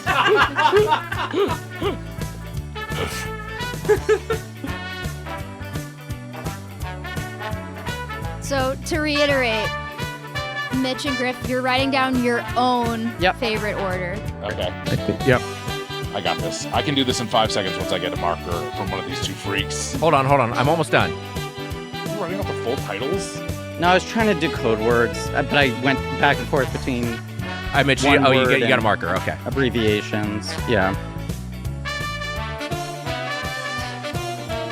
I'm fairly confident, but there's a couple I think I maybe have flip-flopped. So we're saying most out of 9 matched wins? Yeah. Okay. This is very high stakes. Yes. And it's going to lead to very normal emotional reactions.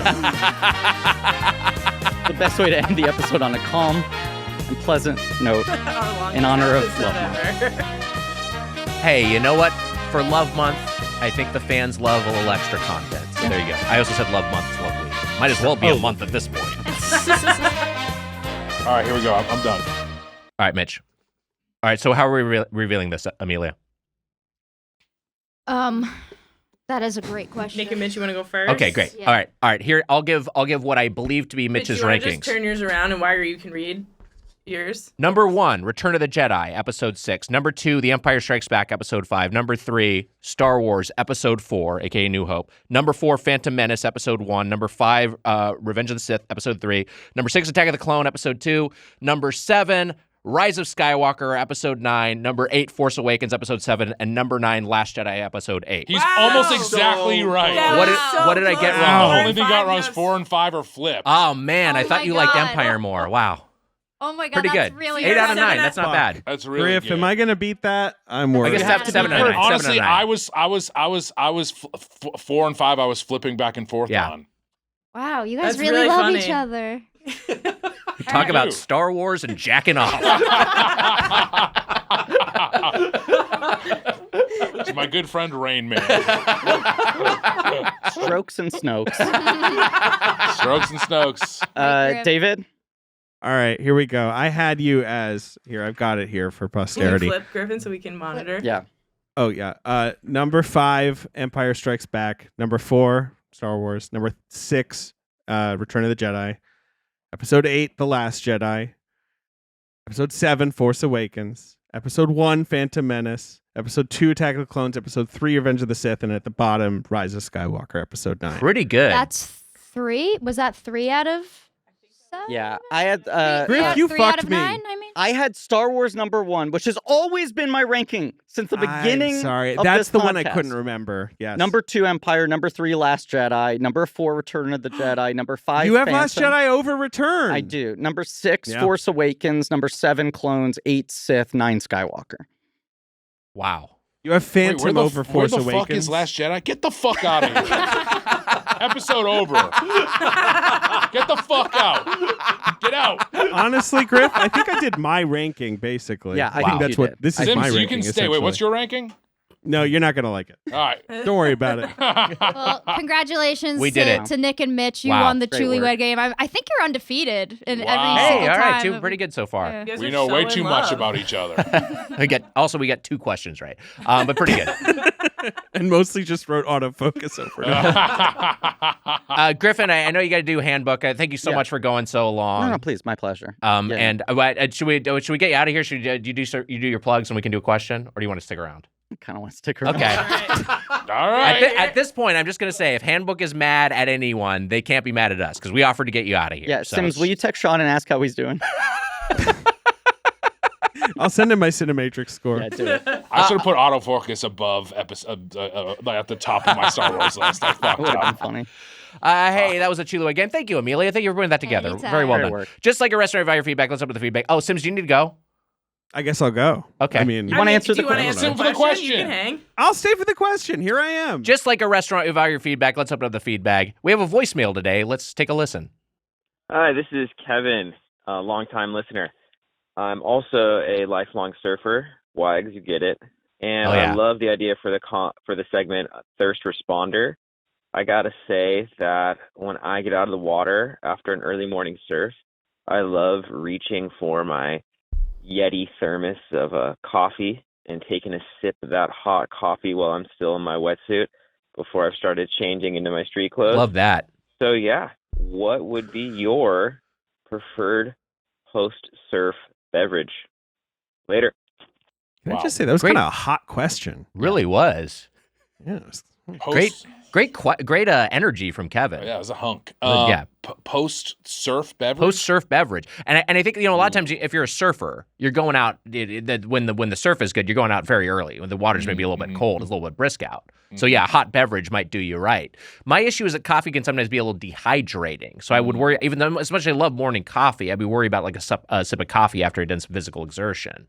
So I'd lean more towards... I kind of honestly feel like I'd want like a Gator Light, like a Gator Light Zero, because I don't want to have sugar. Like then I'm just being actively counterproductive. But I do want to get something to get my electrolytes back, and I feel like that's approximates kind of like a morning beverage. I think that'd probably be what I'd lean into. I feel like if I've been surfing, which I often am, I've been riding some tasty waves. Sure, yeah. Doing rip curls. Yeah. Right? This all sounds right to me. Yeah. I want to calm the waves inside my stomach, which is why I would reach for a packet of AG1. Wow. And pour that bad boy straight into the ocean, grab a straw, and start slurping away. Wow. AG1. AG1. AG1. I like it. What an answer. Yeah. Pretty good. I read that they're trying to get bigger sponsors on board. They're going after like major celebrities, and I don't want them to stop sponsoring Blank Check. So now I decide I'm going to start pushing it everywhere. Well, guess what? He gets so excited to do these ads. It makes me so happy. It's my favorite product. They stopped sponsoring old Doughboys, I'll say that much. But let's, maybe not. Maybe they'll come back. Sims, let's hear your answer.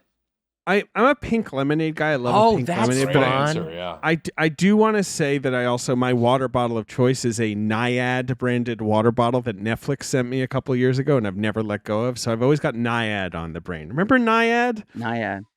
That's a great answer. A pink lemonade is just what a refreshing answer. Yeah. Love a pink lemonade. Love that. Look, I just dominated the element of water while I was surfing. Yeah, sure. And then what a better way to dominate with a glacier freeze. Now you're really dominating it, you know what I'm saying? A Gatorade glacier freeze is my answer. It goes along with the water. I think it's the most refreshing post-workout. Unless, honestly, the answer is just water. A very cold water can be great after you worked out, but Wags, a Gator Light is a good answer, and I know that Gatorade is very syrupy, but Glacier Freeze, can you beat that? Yeah, I mean, when you talk about dominating the water, I'm thinking of like, I'm thinking about the poachers who are threatening Payakon and the other Mighty Tulkun. Scoresby. Yeah, exactly. Scoresby is namely Scoresby. Namely Scoresby. And so I'm glad that that's not who you're thinking of. Like, you're dominating the water in a different Scoresby. sense. Yeah, Scoresby's bad news. Yeah. Yeah, they're trapping, like Payakon has a shift at Chuck E. Cheese. Hey, David, just one quick question. Yeah. Please, devoid of context, I just want to see what your first answer is. Who is the most famous person? Oh, I'm sorry. That's the entire question. Who is the most famous person? Yep. Or the most famous personality, maybe. I don't know. And then once you say yours, can I follow it up with something and you just tell me if you agree? Okay, and I can't say Willem Dafoe in autofocus. You can say anything you want. You can say whatever you want. I'm gonna say who's the most famous person. I'm gonna say Ronald McDonald. That's always been my answer. Wow, that's a good one. That's a good answer, but you're gonna be blown away by my answer, which is Santa. That's actually a better answer. That's a better answer. Now, all right, we have one other. We have a follow-up. We have a follow-up question for you. What's more famous, Santa or the sun? The sun is more famous. I think the sun. I think it's the sun. What's more famous, the sun or dog? What the hell has been going on in this episode? That's why I was an hour later than I was supposed to be. Correct. Exactly. That took up most of the episode. What did you say, Emma? He said, "What's wrong with this episode?" I said, "A gas leak." I think. Yeah, I think possibly. so. This is a gas leak episode, guys. It's the fumes from Chuck E. Cheese. I'm telling you. Yeah. Sims, what you were gonna say? You were gonna say something else after Ronald. Well, I mean, my Ronald McDonald defense over it's like, you know, I think Ronald McDonald is everywhere in the world, whereas Santa, I guess, in the non-Christian nations might be less famous. I don't know. Versions of Santa, you know, there's different. There are secular Christmases, but yeah, it is kind of a Western-centric POV to think it's Santa. I don't know. But Sun wins anyways. We all It might agree be Sun. I think it's just the Sun. winner. We think it's Sun. Can I ask you one last question? You definitely can. What is more famous, Moon or Earth? I think Moon is more famous. I think Moon is more famous. I agree. I think about that all the time, man. Imagine, 20,000 years ago, there's just people walking around on Earth hunting and gathering, and they're like, by the way, the fuck is that? We agree with you. What is that What thing? is it? Sims they is don't- already what is it locked doing? in. He gets it immediately. They don't know they're walking on another orb, like a similar, Right. like heavenly body. They just know that they are on terra firma, and there's a thing up there. freaking thing in the sky. Yeah, what and is it that changes shape. What's going on with Okay, that but thing? David, one more question. Yeah. What's more famous, dog or bug? Bug. Actually, can I make it? Can we make it a three-way most famous? Yeah. Yeah. Dog or bug or a Pokeball. What the fuck is going on? Gas leak, I told you. I think it's bug. I think it's still bug. I think bug still wins. Because there also are Everyone deals with bugs. there also are bug type Pokemon, right? So it's Yeah, like true. then that's just That like, might be even the if you most know what a famous of all. Pokeball is. Yeah, maybe Super bug, effective against psychic. Just FYI. That's a good tip to just have in your back pocket. If you have a question or comment about the world of chain restaurants, you can email us at feedback@birdfuck.com or leave us a voicemail at 830-GO. That's 830-463-6844. And I hate to get the Doughboys Double Weekly Bonus episode, plus our entire pre-2018 back catalog. Subscribe at patreon.com/Doughboys. Our producer is Emma Erdbrink. Our associate producer is Amelia Marino. Our supervising video producer is Casey Donahue. Our video editor is Mike A Dorfman. Griff-sized episode. A blank check-sized episode. That's right. Oh, boy. fitting Makes fitting sense. for Love Week. David, thank you so much for joining us. People Thank should you. listen to Blank Check. Yes, thank you for having me. My favorite podcast. I listen to it all the time. I love it. You guys are great. And bless you. you do great work over there. And hey, the Doughboys were on a recent episode. and people wanna 1941, jump in Spielberg on series, point. a great episode. Great episode. Yeah. Everybody loved it. God bless. And Griffin, anything you'd like to plug? Yeah, George Lucas talk show I do with Connor Ratliff. We're traveling around. I don't know if we have any shows coming up in the immediate, but you can see all the old ones on YouTube, and we'll probably put other stuff on the calendar soon. And then I'm in this movie called Turn Me On that got put on VOD without any of us knowing. Wow. So I'm trying to catch up and let people know about it now. But it's Belle Powley and Nick Robinson, Patty Harrison, Darcy Carden. Great cast. What a It's got good. It's Yeah. got good people in it, and I'm in it. And it's rentable most places you rent movies digitally, but not on Netflix. Wow. Wow. Give it a Yeah. rent. Check it out. Yeah. Turn Me On is the movie. I'm gonna say this like Matthew Lillard. Matthew Lillard. The Hollywood Handbook's gonna be so mad at us. They're gonna be so mad at us. I'm expecting the entire. Someone drop a episode. TV on Mitch's head. What was he saying? Hey, that'll like, do it Griff for was this supposed to episode be of on. Doughboys. Till next time, for the Spoon Rabbit Patrol, I'm Tiger Weiger. Happy eating! See ya.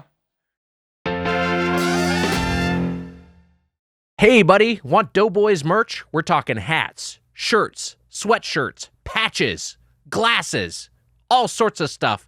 Aprons. It's all available at kinshipgoods.com/doughboys. That's kinshipgoods.com/doughboys. Sources for the intro are in the episode description. That was a Headgum podcast.